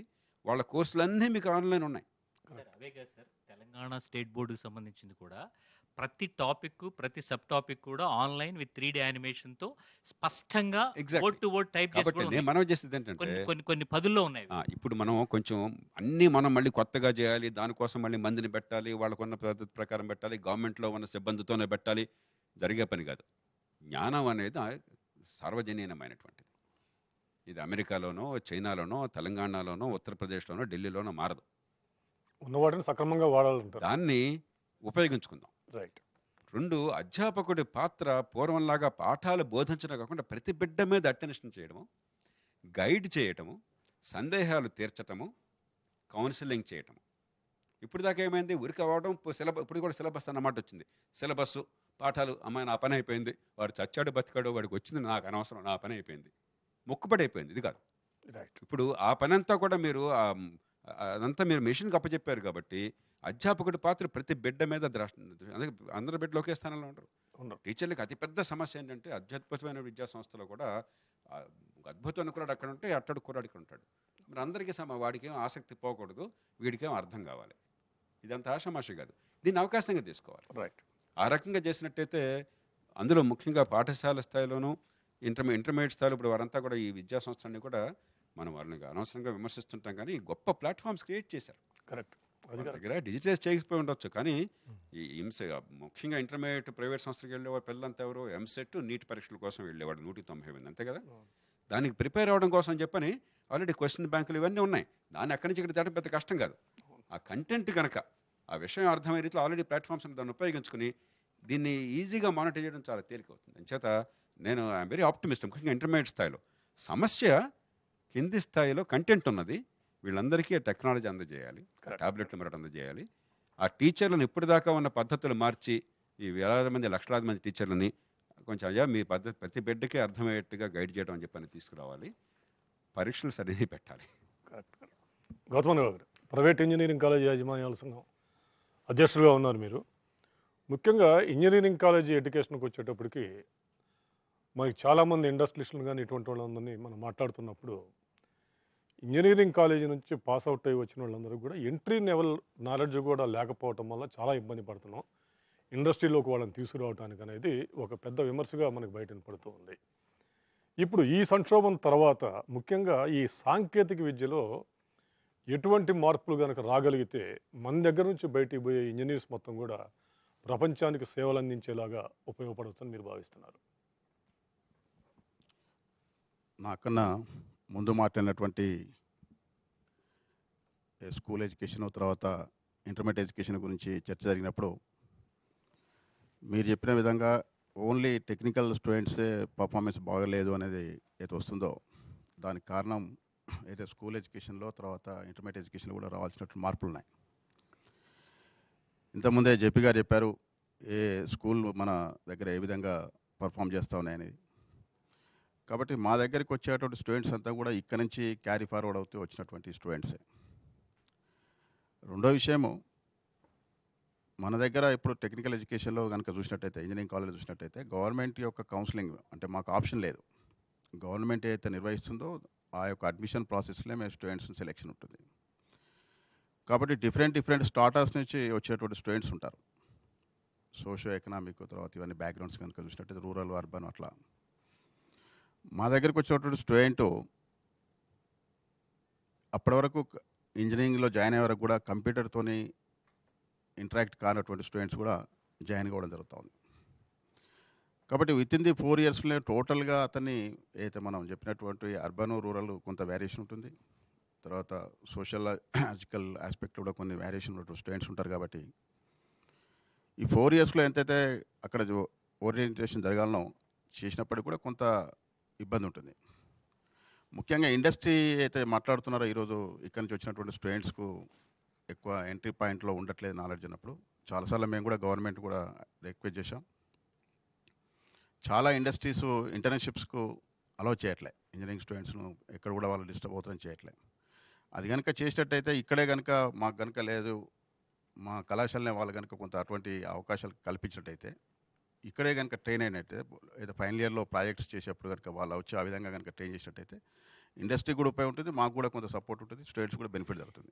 ఆ విధంగా చేయాలి, క్రియేట్ చేయాలని చెప్పి కూడా మేము చాలాసార్లు రిపెండ్ చేశాం.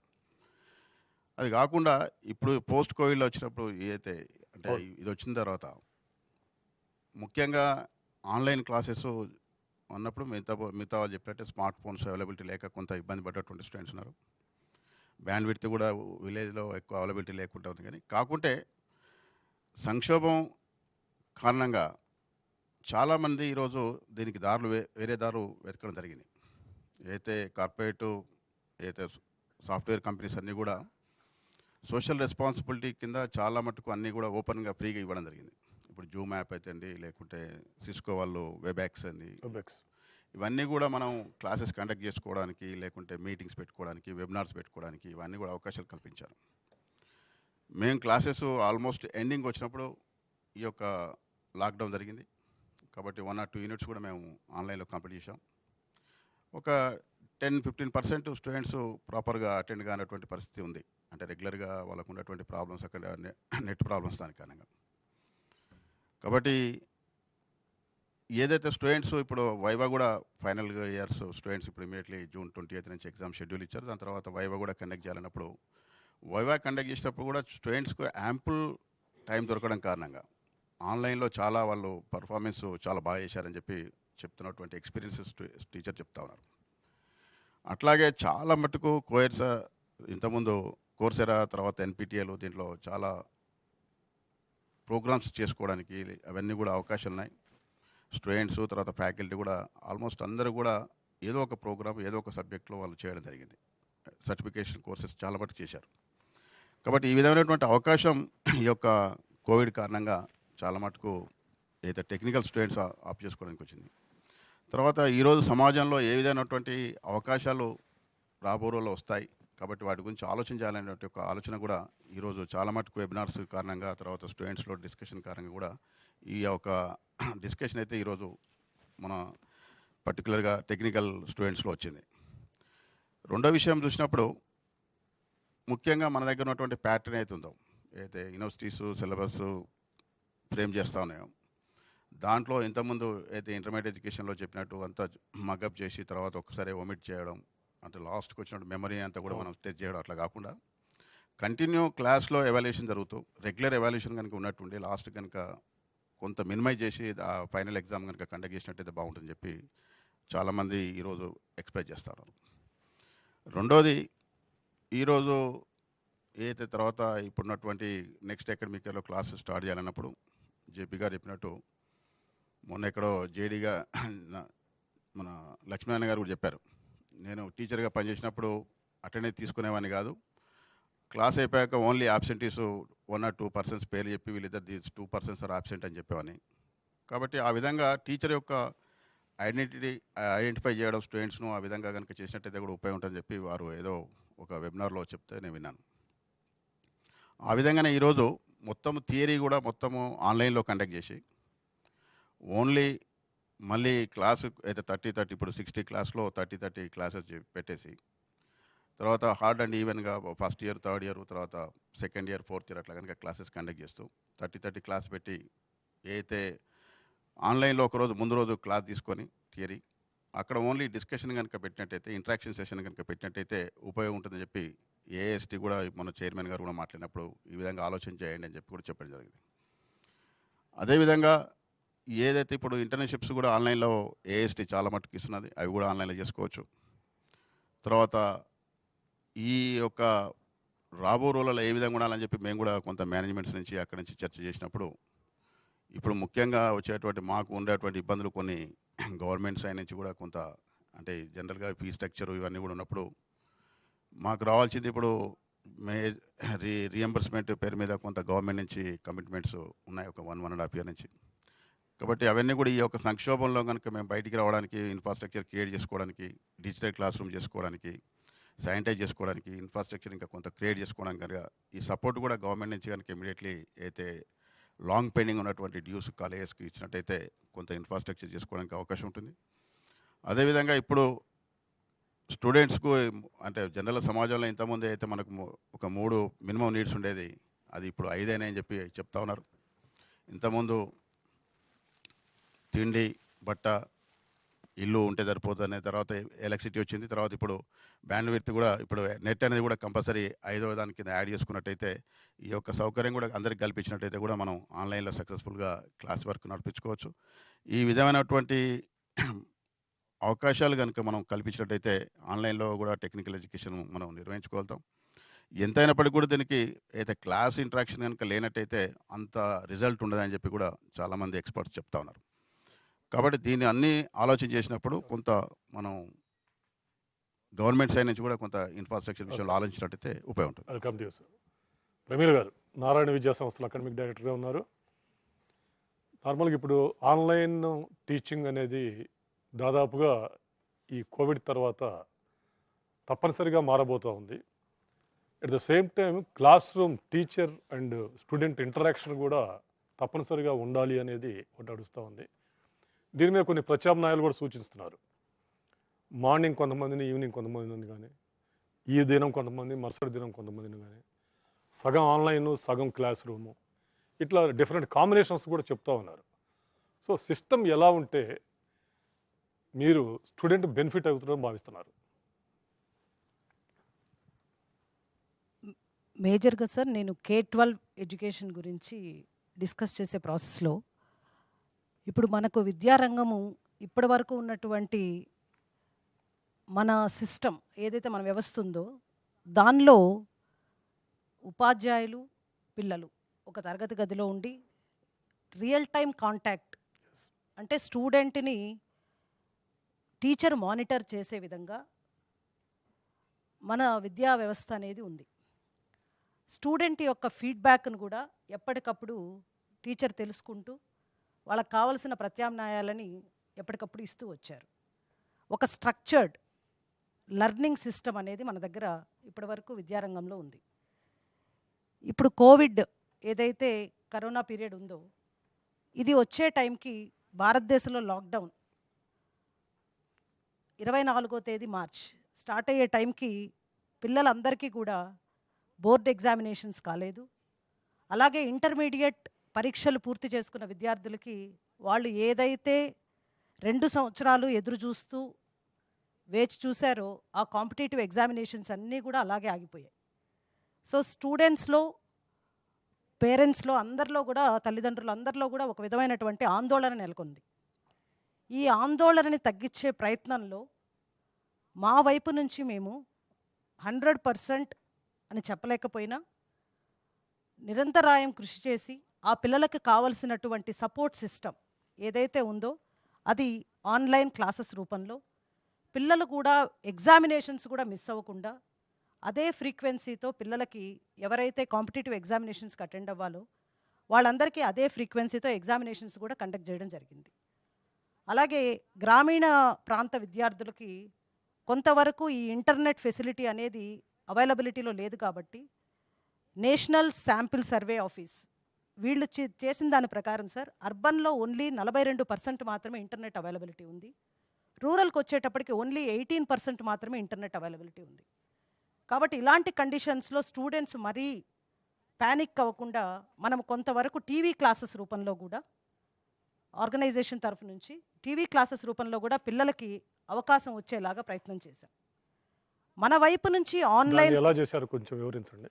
టీవీ క్లాసెస్ అంటే సార్, చాప్టర్స్ని ఏదైతే మనకు కాంపిటేటివ్ ఎగ్జామినేషన్స్కి మేజర్గా అవసరమైనటువంటి చాప్టర్స్ ఉంటాయో వాటిని తీసుకొని లెక్చరర్స్ ద్వారా ఆ చాప్టర్స్ని ఎక్స్ప్లెయిన్ చేయించి ఆ టీవీలో అవి రిలే అయ్యేటట్లు చేసి మా పిల్లలందరికీ కూడా, అలాగే ఏ విద్యా సంస్థలో చదివే పిల్లలైనా సరే వాటిని అవకాశాన్ని ఉపయోగించుకునే విధంగా టీవీలో మనం వాటిని పబ్లిసిటీ ఇవ్వడం జరిగింది. చాలా వరకు దాన్ని కూడా పిల్లలు ఉపయోగించుకున్నారు. సక్సెస్ రేట్ ఎంత ఉందండి సార్? ఆన్లైన్ అయినా సరే, టీవీ ప్రోగ్రామ్స్ అయినా సరే, ఏదైనా సరే మన వైపు ప్రయత్నము 100% జరిగిందనుకుంటే అది తప్పే అవుతుంది. ఎందుకంటే 80 to 85% మేము జూమ్ క్లాసెస్ కావచ్చు, లేకపోతే వెబ్ఎక్స్ కావచ్చు, ఇలాంటి క్లాసెస్ రన్ చేసినప్పుడు అటెండెన్స్ 80 to 85% వస్తుంది. కానీ మనము పిల్లలతో, పేరెంట్స్తో ఇంటరాక్ట్ అయినప్పుడు వాళ్ళు చెప్పేది ఏంటంటే, మేము లాగిన్ అయ్యామండి కానీ కంప్లీట్గా వీడియో రావటం లేదు, కంప్లీట్గా క్లాస్ వినలేకపోయాము. పేరెంట్తో ప్రతిరోజు కూడా మా వైపు నుంచి మా ఉపాధ్యాయులు కావచ్చు అందరం కూడా ఇంటరాక్ట్ అవుతూ ఉన్నాం. అంటే మనము చేసిన ప్రయత్నం ఎంతవరకు పేరెంట్స్కి రీచ్ అవుతా ఉంది. సో ఆ ప్రాసెస్లో వాళ్ళందరూ కూడా ఒకలాంటి ఆందోళననే ఎక్స్ప్రెస్ చేశారు.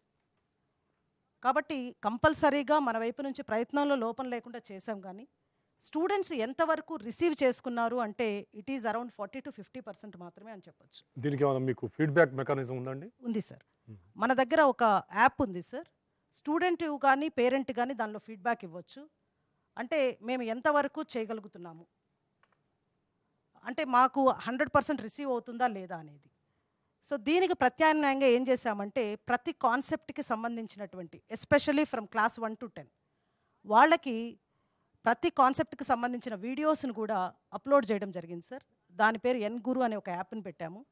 సో స్టూడెంట్ ఆ కాన్సెప్చువల్ లెర్నింగ్ అంటే కనీసం వాళ్ళకి అవైలబిలిటీ టైం ఉన్నప్పుడు వాటిని చూసుకొని కొంతవరకు ఆ పరిజ్ఞానాన్ని తెచ్చుకోవడానికి అవకాశం ఉంటుందన్న దాంతో దాన్ని కూడా మేము డెవలప్ చేయడం జరిగింది. క్లాస్ రూమ్ టీచింగ్కి ఆన్లైన్ టీచింగ్కి మీరు కంపేర్ చేసుకున్నప్పుడు విద్యార్థిలో అటెన్షన్ పాయింట్ కానీ వాళ్ళకున్న దేన్ని ఎక్కువ లైక్ చేస్తున్నారు? పిల్లలైతే మాత్రం 100% క్లాస్ రూమ్కి ప్రిఫరెన్స్ ఇస్తున్నారు సార్. కానీ ప్రత్యామ్నాయం లేనప్పుడు డెఫినెట్గా they have to follow online classes. కానీ ఫ్యూచర్లో అయినా సరే గవర్నమెంట్స్ ఈ కండిషన్లో నుంచి మనం పూర్తి స్థాయిలో బయటకు వచ్చేంతవరకు ఇంటిగ్రేటెడ్ లెర్నింగ్ సిస్టమ్ని అయితే ఒక మూర్తి గారు చెప్పినట్టు ఒక స్టాండర్డ్ ఆపరేటింగ్ ప్రొసీజర్స్ని అందరికీ గైడ్లైన్స్ ఇవ్వగలిగితే డెఫినెట్గా స్టూడెంట్స్లో కూడా పేరెంట్స్లో కూడా ఈ ఆందోళన తగ్గించడానికి అవకాశం ఉంటుంది. ప్రసాద్ గారు, రమీర్ గారి అనుభవం నుంచి మనం చాలా నేర్చుకోవాలి. అవును, మనం ఉన్న టెక్నాలజీ పరిస్థితుల్లో లైవ్ మీరు కోర్సెస్ కనుక ఆన్లైన్ పంపిస్తే ఉపయోగం పెద్దగా ఉండదు. మనకి మహానగరాల్లో కూడా ఫ్రీజ్ అవుతుంది, జూమ్ మరొకటి రావడం రెగ్యులర్గా నేను వాడుతుంటాను. ఎంతో కొంత ఫ్రీజ్ అవుతుంటుంది టెక్నాలజీ. అప్పటికే మీరు కనుక అప్లోడ్ చేసినట్టయితే వీడియో కావచ్చు, లేకపోతే టీవీ ద్వారా పంపించడం కావచ్చు, ఇప్పటికే ఆన్లైన్ ప్లాట్ఫామ్ ఉపయోగించుకోవడం కావచ్చు అయినట్టయితే ఫ్రీజ్ అయినా కూడా మీరు కంటిన్యూ చేసుకుంటారు. అది ఒక రెసిపియంట్ స్పెసిఫిక్. ఇది లైవ్ అయినట్టయితే మీకు ఒకసారి పోతే మళ్ళీ ఛాన్స్ అయిపోతుంది.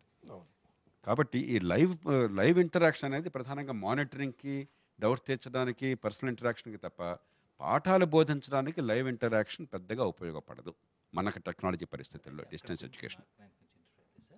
ఇప్పుడు నేను almost this has been done for 35,000 children, not 1-2.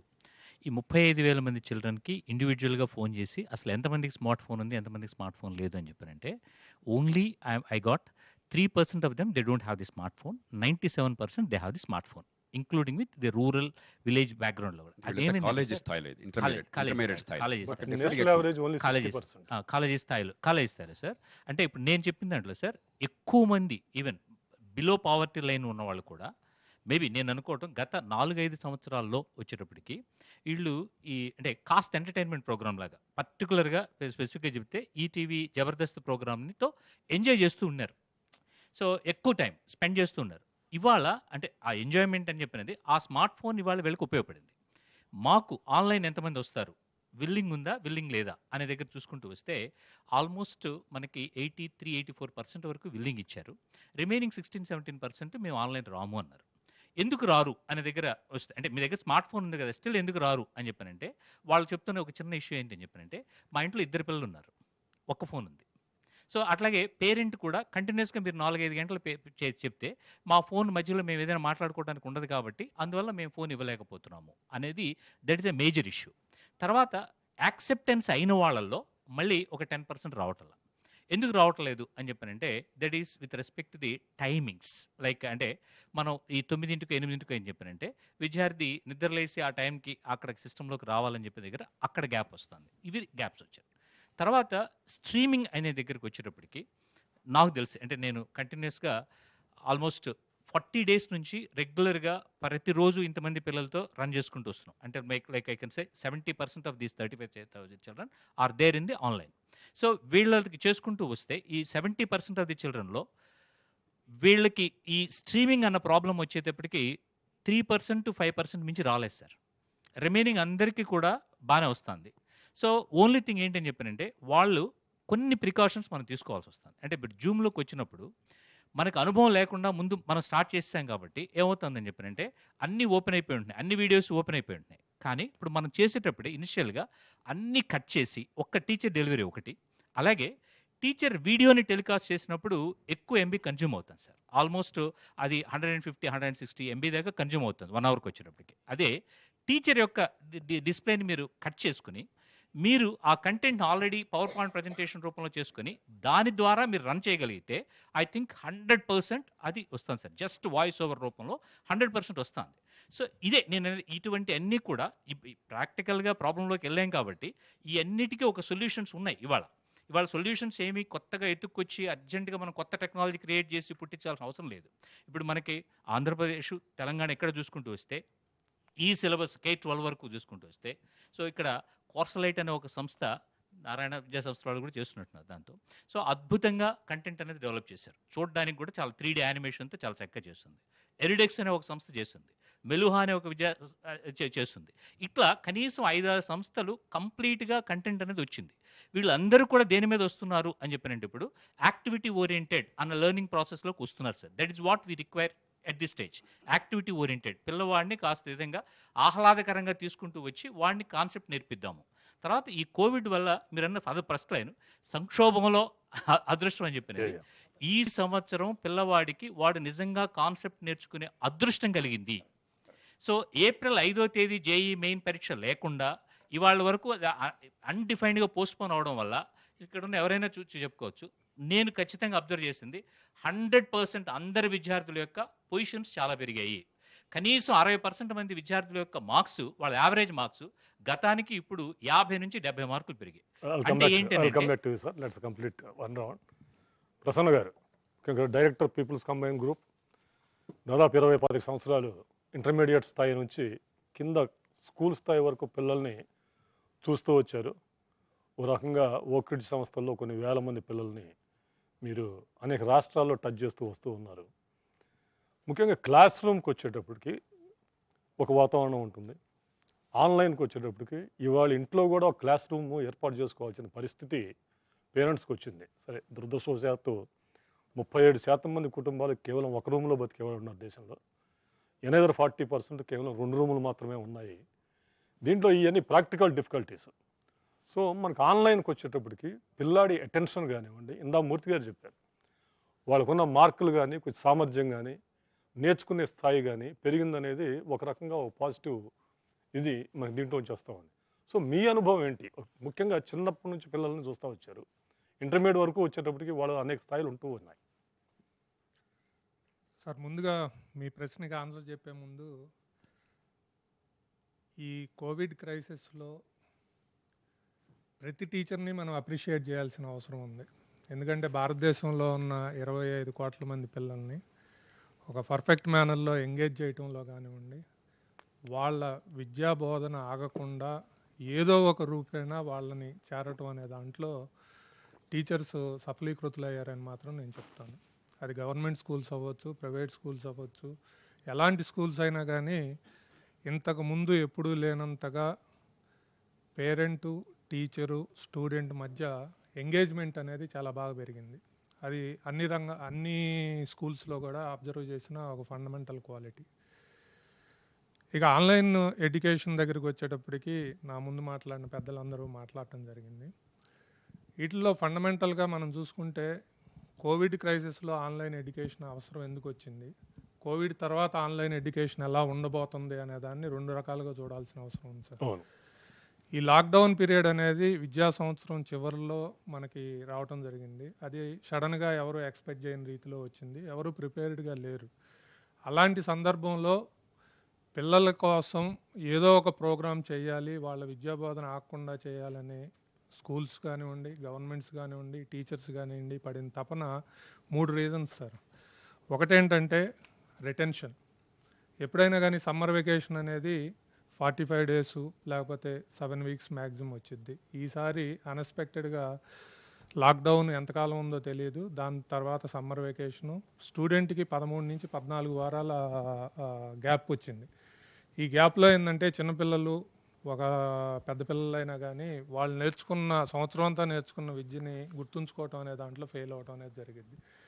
వాళ్ళని retain majority state boards exams కూడా అవ్వలేదు. వాళ్ళు ఎగ్జామ్స్ రాయాలి అంటే వాళ్ళని ఏదో ఒక యాక్టివిటీలో ఉంచడం అనేది అవసరం వచ్చింది.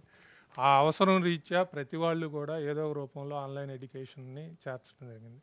రెండోది రిలేషన్ సార్. రిలేషన్ కంటిన్యూషన్ అనేది చాలా అవసరం ఏర్పడింది. ఎందుకంటే ఇందాక ప్రమేల్ గారు మాట్లాడుతూ చెప్పారు, ఇప్పుడు మూర్తి గారు మాట్లాడుతూ చెప్పారు, చాలా ఎగ్జామ్స్ ఇంతవరకు జరగలేదు. ఈ బోర్డ్ ఎగ్జామ్స్ రాసేవాళ్ళు కానివ్వండి, లేకపోతే కాంపిటేటివ్ ఎగ్జామ్స్ రాసేవాళ్ళు కానివ్వండి, వీళ్ళ మానసిక స్థితి ఎప్పుడైతే ఎగ్జామ్ అయిపోయిద్దో వాళ్ళు ఉల్లాసంగా, ఉత్సాహంగా తిరుగుతూ ఉంటారు. ఎగ్జామ్ ఉండదో, ఎగ్జామ్ జరగలేదో, దానికి సంబంధించిన మానసిక స్థితి పిల్లగాడి మీద చాలా ఎక్కువ ఉండేది. వీళ్ళందరినీ plus state board even lower క్లాసులకు కూడా ఎగ్జామ్స్ జరగలేదు, తర్వాత గవర్నమెంట్స్ అనౌన్స్ చేసినాయి ఆటోమేటిక్ ప్రమోషన్ అని చెప్పి. వాళ్ళ మానసిక స్థితిని ఆ రిలేషన్ కనుక టీచర్ తోటి లేకపోతే సో డెఫినెట్గా ఏంటంటే పిల్లలు ఒక రకమైన సైకలాజికల్ ప్రాబ్లంలోకి వెళ్ళడానికి ఛాన్సెస్ ఉన్నాయి. ఎందుకంటే మూర్తి గారు చెప్పారు, 4 గోళ్ల మధ్య బందీలాగా బతికారు ఫస్ట్ లాక్డౌన్ పీరియడ్. అలాంటి సందర్భంలో పిల్లలకి ఏదో ఒక రూపేణా మనం చేరాలి, వాళ్ళకి ఏదో ఒక ఎడ్యుకేషన్ అందించాలి, వాళ్ళతోటి రిలేషన్ మెయింటెనెన్స్ కోసం ఎక్కువ ఇంపార్టెన్స్ ఇచ్చారు పాఠం నేర్పడం అనే దానికంటే కూడా. అది సెకండ్ రీజన్.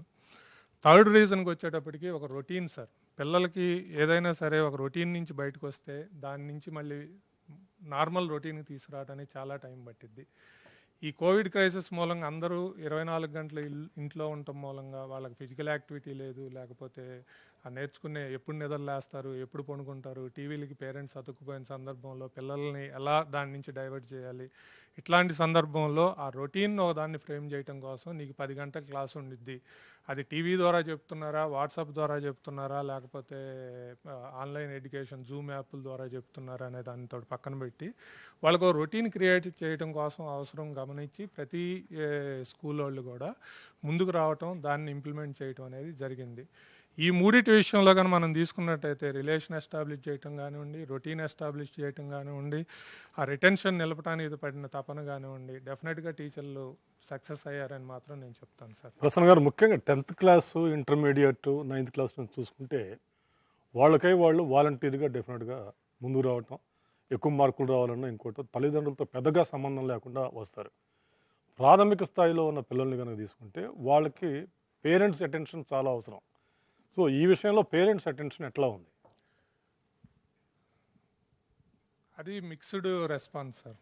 ఇందాక మూర్తి గారు కూడా చెప్పారు, కొంతమంది మేము 4 గంటలు మేము ఫోన్ ఇవ్వడానికి సిద్ధంగా లేము కాబట్టి మేము ఆన్లైన్ క్లాసుల్లోకి రాలేము అని చెప్పే డైరెక్షన్లో ఈ లోవర్ క్లాసెస్కి ఇందాక జేపీ గారు చెప్పారు, మూర్తి గారు చెప్పారు, యాక్టివిటీ బేస్డ్ లెర్నింగ్ పెట్టి వాళ్ళని పేరెంట్స్ని ఇన్వాల్వ్ చేసి, సపోజ్ మేము నడిపిన స్కూల్స్లో ఈ చిన్నపిల్లల్ని ప్రీ ప్రైమరీ పిల్లల్ని 1వ తరగతి 2వ తరగతి పిల్లల్ని ప్రతిరోజు కూడా ఒక 30 మినిట్స్ వీడియో క్లాసులోకి తీసుకురావటం. ఆ 30 మినిట్స్ మేము ఇన్సిస్ట్ చేసిన ఇదేంటంటే మదర్ కంపల్సరీ ప్రజెంట్ ఉండాలి. మేము చెప్పే యాక్టివిటీస్ తర్వాత ఆ 30 నిమిషాల క్లాస్ అయిపోయిన తర్వాత మదర్ ఆ యాక్టివిటీ చేయటంలో పిల్లలకి హెల్ప్ చేయాలి అనే ఉద్దేశంతో తయారు చేసి అలాంటి యాక్టివిటీస్ని ఇంప్లిమెంట్ చేయటం, దాని నుంచి మంచి రెస్పాన్స్ రావటం, పేరెంట్స్ నుంచి అప్రిషియేట్ చేయటం కూడా జరిగిందండి.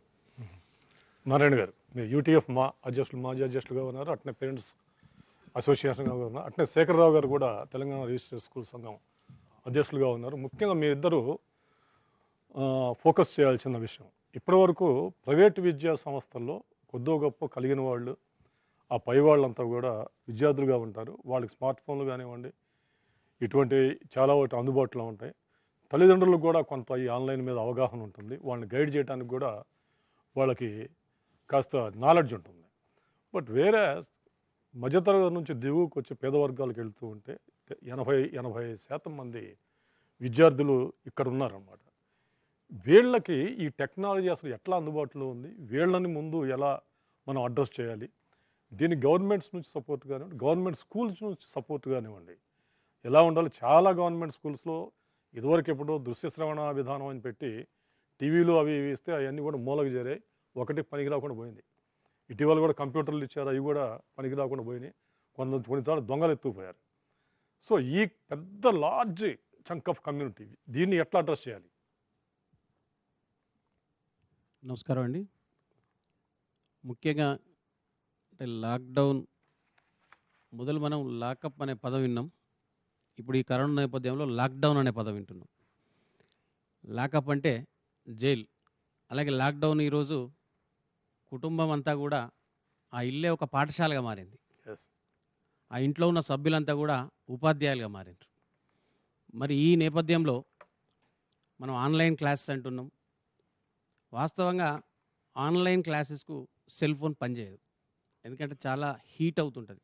ఒక గంట మనం వెబ్లో ఉన్నట్లయితే చాలా హీట్ అయి వేరే ప్రమాదాలు కూడా ఏర్పడే పరిస్థితి ఏర్పడుతూ ఉంది.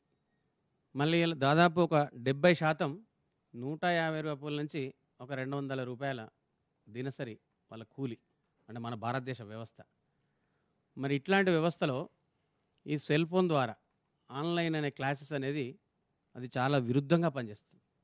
కాబట్టి కేంద్ర రాష్ట్ర ప్రభుత్వాలు ఏం చేయాలి అంటే ఈ ఆన్లైన్ అంటే తప్పదు అనే విద్యను, అంటే లర్నింగ్ లాస్ అవుతుంది. ఈ లర్నింగ్ గ్యాప్ ఏదైతే వచ్చిందో ఇలా 76 సుమారు దాదాపు 76 రోజులు మనకు March 14 నుంచి తెలంగాణలో కానీ భారతదేశంలో కానీ గ్యాప్ వచ్చింది. మళ్ళీ లర్నింగ్ లాస్ను మనం కవర్ చేయాలి అంటే గ్యాప్ రాకూడదు. మరి గ్యాప్ రాకూడదు అంటే ఆన్లైన్ క్లాస్ ఇవ్వాల్సిన సందర్భం ఏర్పడ్డది. మరి దానికి తగ్గట్టుగా ప్రచారం చేస్తలేరు. అంటే జనరల్గా ఒక పోలియో మందును ఇవ్వాలి అంటే భారతదేశం కొన్ని కోట్ల రూపాయలు ఖర్చు పెట్టి ప్రచారం చేస్తుంది, పోలియో మందు ఎందుకు అవసరం అనేది. ఇలా నూలిపురుగుల మందు గురించి కూడా కావచ్చు. ఇలా ఎన్నికల ప్రచారంలో కూడా కొన్ని కోట్ల రూపాయలు ఖర్చు పెట్టి ఎన్నికల్లో గెలుస్తారు ప్రజాస్వామ్యంలో. అట్నే ఈ భారతదేశంలో విద్యను అందించడంలో కరోనా తర్వాత ఎలా అందించాలి అనే ఆ సమస్యను ప్రచారంలో వెనకంజలో ఉంది. అసలు రచ్చ జరగాలి, చర్చ జరగాలి, ఎట్లయితే బాగుంటుంది అటు ప్రభుత్వ పరంగా కానీ ఇటు ప్రైవేట్ పరంగా కానీ. ఒక వైఫై ఇప్పుడు ఎప్పుడో గత 5-6 సంవత్సరాల క్రితం విన్నాం, ప్రధానమంత్రి గారు చెప్పారు, గ్రామీణ ప్రాంతంలో కానీ పట్టణ ప్రాంతంలో కానీ కేంద్ర రాష్ట్ర ప్రభుత్వం చెప్తా ఉన్నాయి నిరంతరము వైఫై ఇస్తాం. అట్లా వైఫై ఇచ్చి ఉత్తరప్రదేశ్లో కూడా ముఖ్యమంత్రి గారు అన్నారు ఒకసారి ట్యాబ్లెట్ ఏదో ఒక కంప్యూటర్, పీసీ, పర్సనల్ కావచ్చు, ట్యాబ్లెట్ కావచ్చు, ఏదో ఒక అంటే ఒక టెక్నికల్గా ఈ సెల్ విధానం కాకుండా ప్రతి విద్యార్థికి ప్రతి ఇంట్లో ఫ్రీగా ప్రభుత్వం కల్పించాలి. ఇది 100%. అది ఎన్ని వేల కోట్ల బడ్జెట్ అయినా. ఎందుకంటున్నానంటే ఇలా రైతు మొదటి దశలో ప్రప్రథముడు భారతదేశానికి. ఎందుకంటే అన్నం పెడతాడు కాబట్టి పుట్టినవాడికి ప్రతి ఒక్కడికి తిండి కావాలి. సేమ్ టైం రెండో వ్యక్తి ఎవరు అంటే విద్యార్థి. మరి ఆ రెండో వ్యక్తికి ప్రాధాన్యత తగ్గిపోయింది ఇలా. ఆ ప్రాధాన్యత ఇవ్వడంలో కూడా అది బడ్జెట్లో కానీ ఇలా మొన్న 20 లక్షల కోట్ల రూపాయల బడ్జెట్ ఇచ్చారు. అందులో కూడా ప్రాధాన్యత లేదు. కేవలం ఆన్లైన్ గురించి 10-12 మేము ప్రచార సాధనాలు పెడతామని అన్నారు, రిలే చేస్తామంటున్నారు. అది కాకుండా దీనికి సంబంధించిన అంశంలో ఒక రియాలిటీ అంటే గ్రౌండ్ లెవెల్లో ఈ విద్యార్థులందరికీ ఎలాంటి ఎడ్యుకేషన్ ఇవ్వాలి, ఎట్లయితే ఇంటికి చేరుతుంది.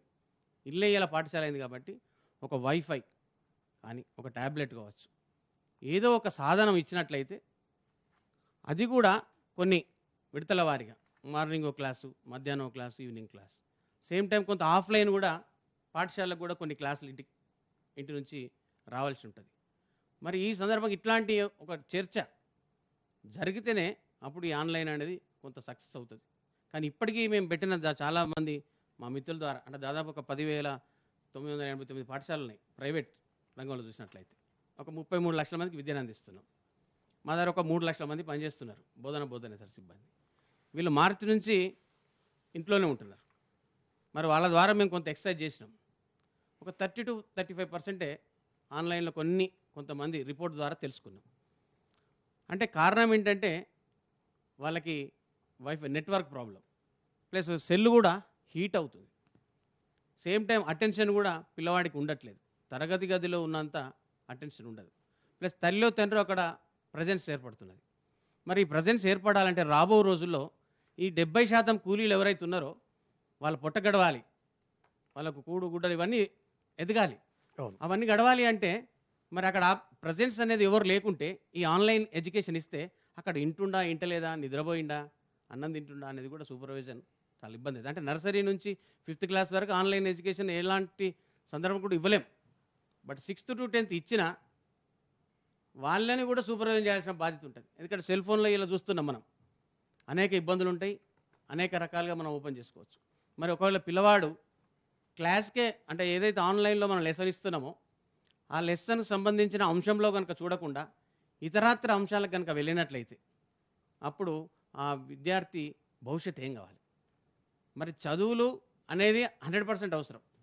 మనం చదువులు ఎట్లా అనే ఒక కోణంలో కనుక చూసినట్లయితే దీనిపైన ఎక్కువ శ్రద్ధ పెట్టాలి ప్రభుత్వాలు. అప్పుడే ఈ ఆన్లైన్ పర్టికులర్గా మా ప్రైవేట్ సెక్టర్లో ఈరోజు ఒక 55% విద్యను అందిస్తున్నాం. విద్యను అందించినప్పుడు మేము ఈరోజు ప్రభుత్వాలన్నీ కూడా జూలైలో ఆగస్టు మాసంలో పాఠశాలలు ఓపెన్ చేయాలంటున్నాయి. మరి ఓపెన్ చేయాలి అంటే మేము దానికి సుముఖత వ్యక్తం చేస్తలేము. కారణం ఏంటంటే గత ఎన్నో సంవత్సరాలు చూస్తూ ఉన్నాం, చిన్న ఇన్సిడెంట్ అయితేనే మై రికగ్నిషన్ విత్డ్రా అంటారు, లేదా ఎన్నో సంఘాలు వచ్చి లేదా ఇలాంటి ప్రచార మాధ్యమాల్లో కూడా మనం చూస్తూ ఉంటాం, సోషల్ దాంట్లో కూడా చూస్తూ ఉంటాం. మరి ఈ సందర్భంలో మేము గనక ఈ కరోనా నేపథ్యంలో ఈ COVID-19లో పాఠశాల కనుక రీఓపెన్ చేసి ఏ ఒక్కడికన్నా కరోనా ఎఫెక్ట్ అయిందనుకోండి ఆ పాఠశాల మొత్తం క్వారంటైన్ అంటారు, లేదా గుర్తింపు రద్దు అంటారు, లేకపోతే దానికి సంబంధించిన ఏదైనా ఇన్సిడెంట్ జరిగితే దీని బాధ్యత నువ్వే వహించాలంటారు. అందుకోసం అతలాకుతలం అవుతుంది. మాకు ప్రభుత్వం, కేంద్ర రాష్ట్ర ప్రభుత్వాలు గట్టి నమ్మకం ఇవ్వాలి. అది ఎందుకంటే ఇది కనబడని పురుగు. అవును. అలాంటప్పుడు మాకు ఫుల్ సెక్యూరిటీ ఇవ్వాలి. అది చట్టపరంగా కానీ, విద్యాశాఖ పరంగా కానీ, తల్లిదండ్రుల పరంగా కానీ.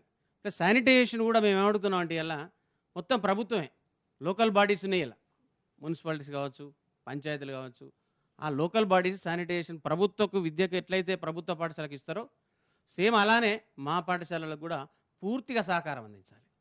ఇప్పుడు మనం ఫీజులు పెంచొద్దన్నారు, వాస్తవం ఓకే, మేము యాక్సెప్ట్ చేస్తాం. బట్ ఈ ఖర్చు ఎవరు పెట్టాలి? ఆఫ్టర్ కోవిడ్ మా పైన భారం పడుతుంది. ఇప్పుడు గతంలో కూడా మేము దాదాపు ఇప్పుడు 30-40% మా ఫీజులు ఆగిపోయినాయి. ఇప్పుడు చాలా చూస్తూ ఉన్నాం, సాలరీస్ అని అదని ఇదని, అంటే కొంత ఎక్కువ చెప్తున్నాను, సాలరీస్ అవని. మరి నేను ఇలా ఒక చెరువులో నీళ్లు నింపితేనే కింద పంట పొలాలకు నీళ్ళు ఇస్తున్నాం. మరి నీళ్లు లేనప్పుడు పంట పొలాలకు నీళ్ళు ఇయ్యం కదా. అట్నే పాఠశాలకు వనరులు తల్లిదండ్రులు. మరి ఆ తల్లిదండ్రుల నుంచి డబ్బు రానప్పుడు నేను టీచర్ సాలరీసు, రెంట్స్, ఎలక్ట్రిసిటీ ఇవన్నీ ఎక్కడి నుంచి ఇవ్వగలుగుతా? నేను ఒక్క పర్సన్నే, ఇది ఒక ప్యాషన్గా స్కూల్ పెట్టిన. మరి అలాంటప్పుడు ఈ సందర్భంలో ప్రభుత్వము దీనిపైన అసలు ఇన్ని ఏండ్ల నుంచి స్వాతంత్రం పూర్వం నుంచి కూడా ప్రైవేట్ సెక్టర్ పనిచేస్తుంది. ఇన్ని రోజులు తల్లిదండ్రుల దగ్గర వనరులు సేకరించుకున్నది. బట్ ఇప్పుడు వనరులు ఆగిపోయినాయి. మరి వీళ్ళ భవిష్యత్ ఏంది? ఈ డిఓలు అక్కడక్కడ ఇలా లెటర్లు ఇస్తూ ఉన్నారు, ఏమని? స్టాఫ్ని తీసేయకండి అని. అరే తీసేయకుంటే ఇక్కడ సాలరీ ఎట్టిస్తాం? వాళ్ళ వర్క్ ఏంటి? టీచర్ కూడా రెగ్యులర్గా స్కూల్కి వస్తేనే వాళ్ళకు ఇది అడ్రస్ చేయాల్సిన సమస్య. దీంట్లో మళ్ళీ వద్దాం. శేఖరరావు గారు, తెలంగాణ రిజిస్టర్ స్కూల్ సంఘం అధ్యక్షులు. ఎస్, ఓహో సారీ, ఐల్ కమ్ బ్యాక్. ఇందా మీరు కంక్లూడ్ చేస్తారా? ప్లీజ్ కంక్లూడ్ యువర్ స్టేట్మెంట్ అండి. ఇప్పుడు ముఖ్యంగా నేను అదే చెప్పేది ఏంటంటే, ఈ ఆన్లైన్ సిస్టమ్, ఈ మా ప్రైవేట్ స్కూల్స్ రీఓపెన్ కావాలన్నా, అది ఆఫ్లైన్ అని కానీ ఆన్లైన్ అని కానీ, అది ఈ విద్యా సంవత్సరం ఖచ్చితంగా ప్రభుత్వం చొరవ చూపించాలి.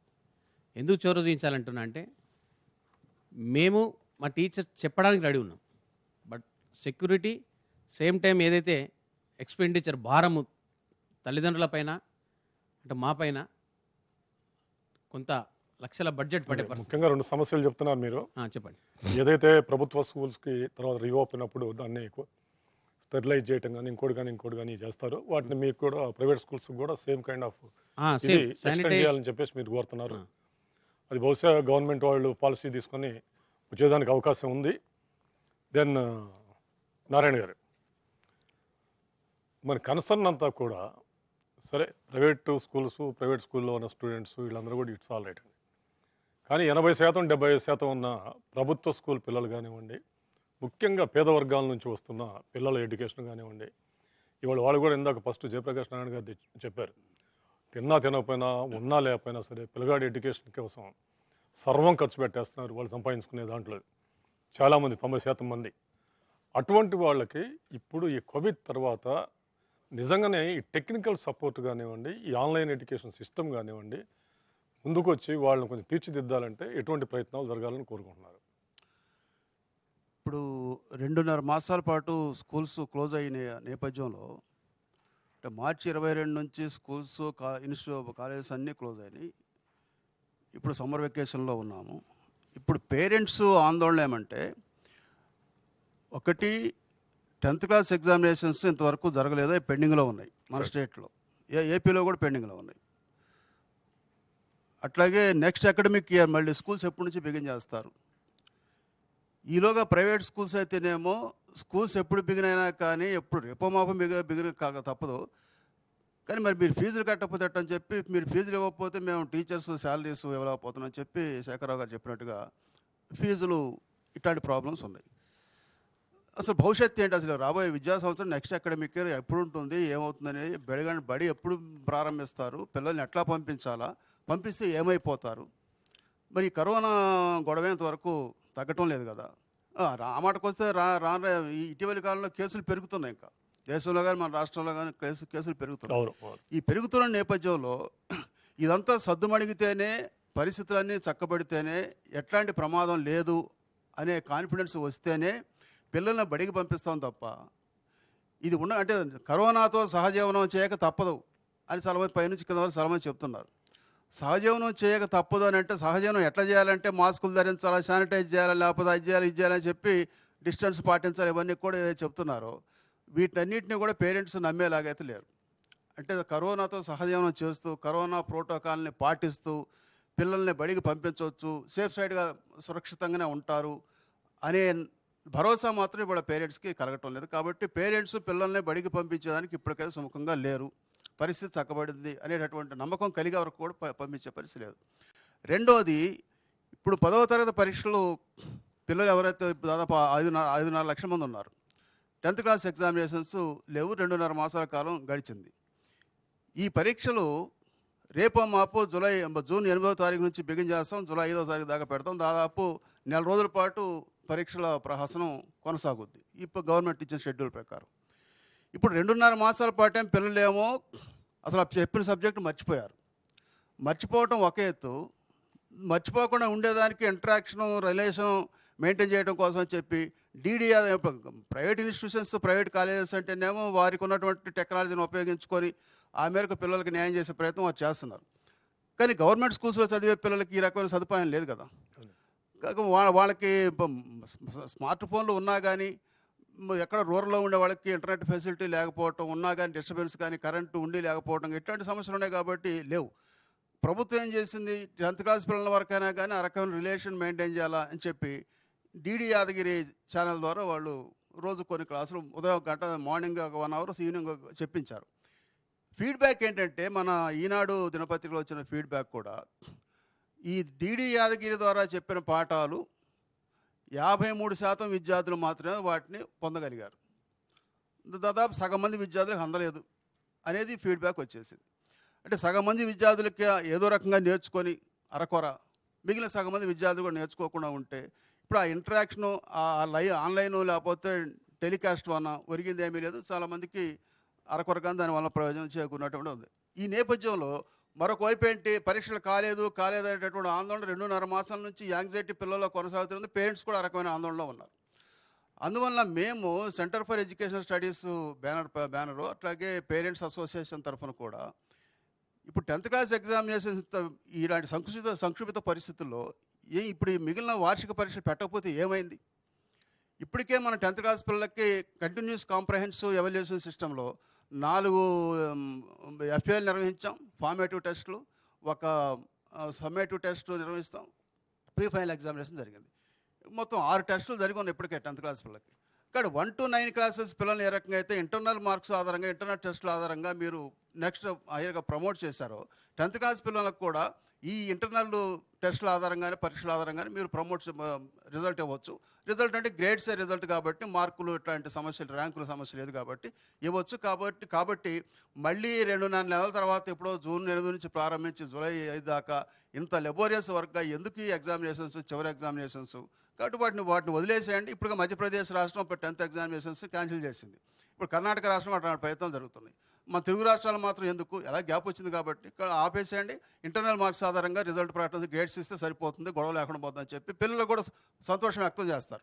ఇప్పుడు మన డిగ్రీ స్టూడెంట్స్కి, డిగ్రీ వాళ్ళకైతే ఫస్ట్ 2nd ఇయర్స్ వాళ్ళని ప్రమోట్ చేశారు. ఇప్పుడు ఫైనల్ ఇయర్ ఎగ్జామినేషన్స్ ఉన్నాయి. వాళ్ళు పెద్ద పిల్లలు కాబట్టి రేపో మాపో ఆగస్టు నెలలో వాళ్ళు పరీక్షలు రాస్తారు. కాబట్టి స్కూల్ స్టూడెంట్స్ని ప్రశాంతంగా ఇప్పటికైనా కానీ మామూలు పరిస్థితిలోకి వచ్చేదానికోసం ఆ రకమైనటువంటి అవకాశం కల్పిస్తే మంచిదని. రెండోది, ఇది ఎగ్జామినేషన్స్ ఇది. మరి రేపు స్కూల్స్ రీఓపెన్ ఎప్పుడు చేస్తారు ఏమిటనేటటువంటి దాంట్లో ఎట్లాంటి మెజర్స్, ప్రికాషనరీ మెజర్స్ కానీ, జాగ్రత్తగా తీసుకున్నా కానీ పరిస్థితులు మామూలుగా చక్కబడే వరకు, కరోనా భయం పోయింది అనేటటువంటి పరిస్థితి వచ్చే వరకు మీరు స్కూల్స్లో దూరం పాటించినా, ఎట్లాంటి జాగ్రత్తలు తీసుకున్నా కానీ పేరెంట్స్ అయితే పిల్లల్ని బడికి పంపించడానికి సుముఖంగా అయితే లేరు. కాబట్టి ఈ గ్యాప్ పీరియడ్లో మీరు ఇప్పుడు June, July 2 మాసాలైనా కానీ టీచర్స్ని రీఓరియంట్ చేసేదాని కోసం, ఇప్పుడు అలాగో మనకి క్లాస్ రూమ్ టీచింగ్తో పాటు ఆన్లైన్ టెక్నాలజీని ఉపయోగించుకోవాల్సిన పరిస్థితులు ఉత్పన్నమైనవి. ఇది తప్పదేక. మరి ఇప్పుడు ప్రైవేట్ ఇన్స్టిట్యూషన్స్ అయితేనే ఏదో రకంగా వారికి ఉన్నటువంటి సాధన సంపత్తిని వినియోగించుకొని వాళ్ళని ట్రైనప్ చేసుకోవటం, లెక్చర్స్ని టెక్నాలజీని ఉపయోగించుకునే ప్రయత్నాలు చేయడం, ఆ రకమైన ప్రాసెస్లో ఉన్నారు. ఎందుకంటే ఇన్స్టిట్యూషన్ నడవాలి కాబట్టి. మరి ఇప్పుడు గవర్నమెంట్ స్కూల్స్లో పనిచేస్తున్న టీచర్స్, ఏ టీచర్స్ కూడా ఇవాళ టెక్నాలజీ ఉపయోగించుకునే పరిస్థితులు లేరు. క్లాస్ రూమ్ టీచింగ్ అలవాటు అయినా తప్ప కంప్యూటర్ నాలెడ్జ్ అంతగా లేదు. కాబట్టి గవర్నమెంట్ స్కూల్స్లో పనిచేసే టీచర్స్ని తప్పనిసరిగా ఈ కంప్యూటర్ నాలెడ్జ్ కానీ, టెక్నాలజీని ఉపయోగించుకోవటం కానీ, ఆన్లైన్ క్లాసుని ఆర్గనైజ్ చేసేటటువంటి నైపుణ్యం కానీ, అట్లాంటి స్కిల్స్ని మీరు June, July నెలలో మీరు వాళ్ళకి నేర్పి ఆగస్టు నుంచి క్లాసులు పెట్టినా కానీ పెద్ద ఇబ్బంది ఏం లేదు. కాకపోతే విద్యా సంవత్సరం కొంత కుదిస్తాము. ఇప్పుడు ఎలాగో CBSE వాళ్ళకు కూడా వాళ్ళు ప్రపోజ్ చేస్తున్నారు, 220 వర్కింగ్ డేస్ని స్ప్లిట్ చేసి 110 రోజులేమో క్లాస్ రూము ప్రాక్టీసు, 110 రోజులేమో ఆన్లైన్ ప్రాసెస్, ఒక 20 రోజులేమో కౌన్సిలింగ్ ఇస్తాం అని చెప్తున్నారు. ఈ సిస్టమ్, ఇదేదో ఈ పని అయితే బాగానే ఉంటుందా, ఇది కూడా బాగుంటుంది అనేటువంటి నమ్మకం ఏమీ కుదరటం లేదు. ఇప్పుడు సగం వర్కింగ్, సగం 50% మీరు అకాడమిక్ ఇయర్ని తగ్గించిన తర్వాత సిలబస్ తగ్గించుకుంటే సరిపోతుందని చెప్పి అంటున్నారు. ఇప్పుడు తగ్గించే ప్రయత్నంలో కూడా కేంద్రం ఉన్నట్టు, కేంద్రం ఏం చేస్తే మేము చేస్తామని చెప్పి రాష్ట్రాలు కూడా సహజంగానే సులభంగా, అంటే రాష్ట్రాలు ఏమీ ఆలోచించాల్సిన అవసరం లేకుండా, స్టేక్ హోల్డర్స్తో చర్చించాల్సిన అవసరం లేకుండా, ఇప్పుడు నేను ముఖ్యమంత్రి గారు ఇక్కడ మా సవితాంద్ర రెడ్డి గారు కూడా మేము ఇది అనుకుంటున్నాంలే కానీ ఈలోగా కేంద్రం ఎన్సీఆర్టీ వాళ్ళు ఏదో ఆలోచిస్తున్నారంట, వాళ్ళు ఏం చెప్తే దాన్ని ఫాలో అవుతాం సింపుల్గా, మనకు చర్చించడం గొడవ అని చెప్పి చాలా ఈజీ, టేక్ ఇట్ ఈజీగా ఇప్పుడు రాష్ట్ర ప్రభుత్వం తీసుకుంటా ఉన్నాయి. అట్లా చేస్తే ఇప్పుడు సిలబస్ తగ్గించినా కానీ ముందు జేపీ గారు మాట్లాడినప్పుడు ఒక మాట చెప్పారు. ఇప్పుడు మన దేశం పీసా టెస్ట్ నుంచి పారిపోయాను ఒక రకంగా, దాంట్లో పాల్గొనడం మనకు సాధ్యం కావట్లేదు. దేశమేమో జనాభా రీత్యా సెకండ్ లార్జెస్ట్ కంట్రీ, కానీ PISA programme of international student assessment అనేటటువంటి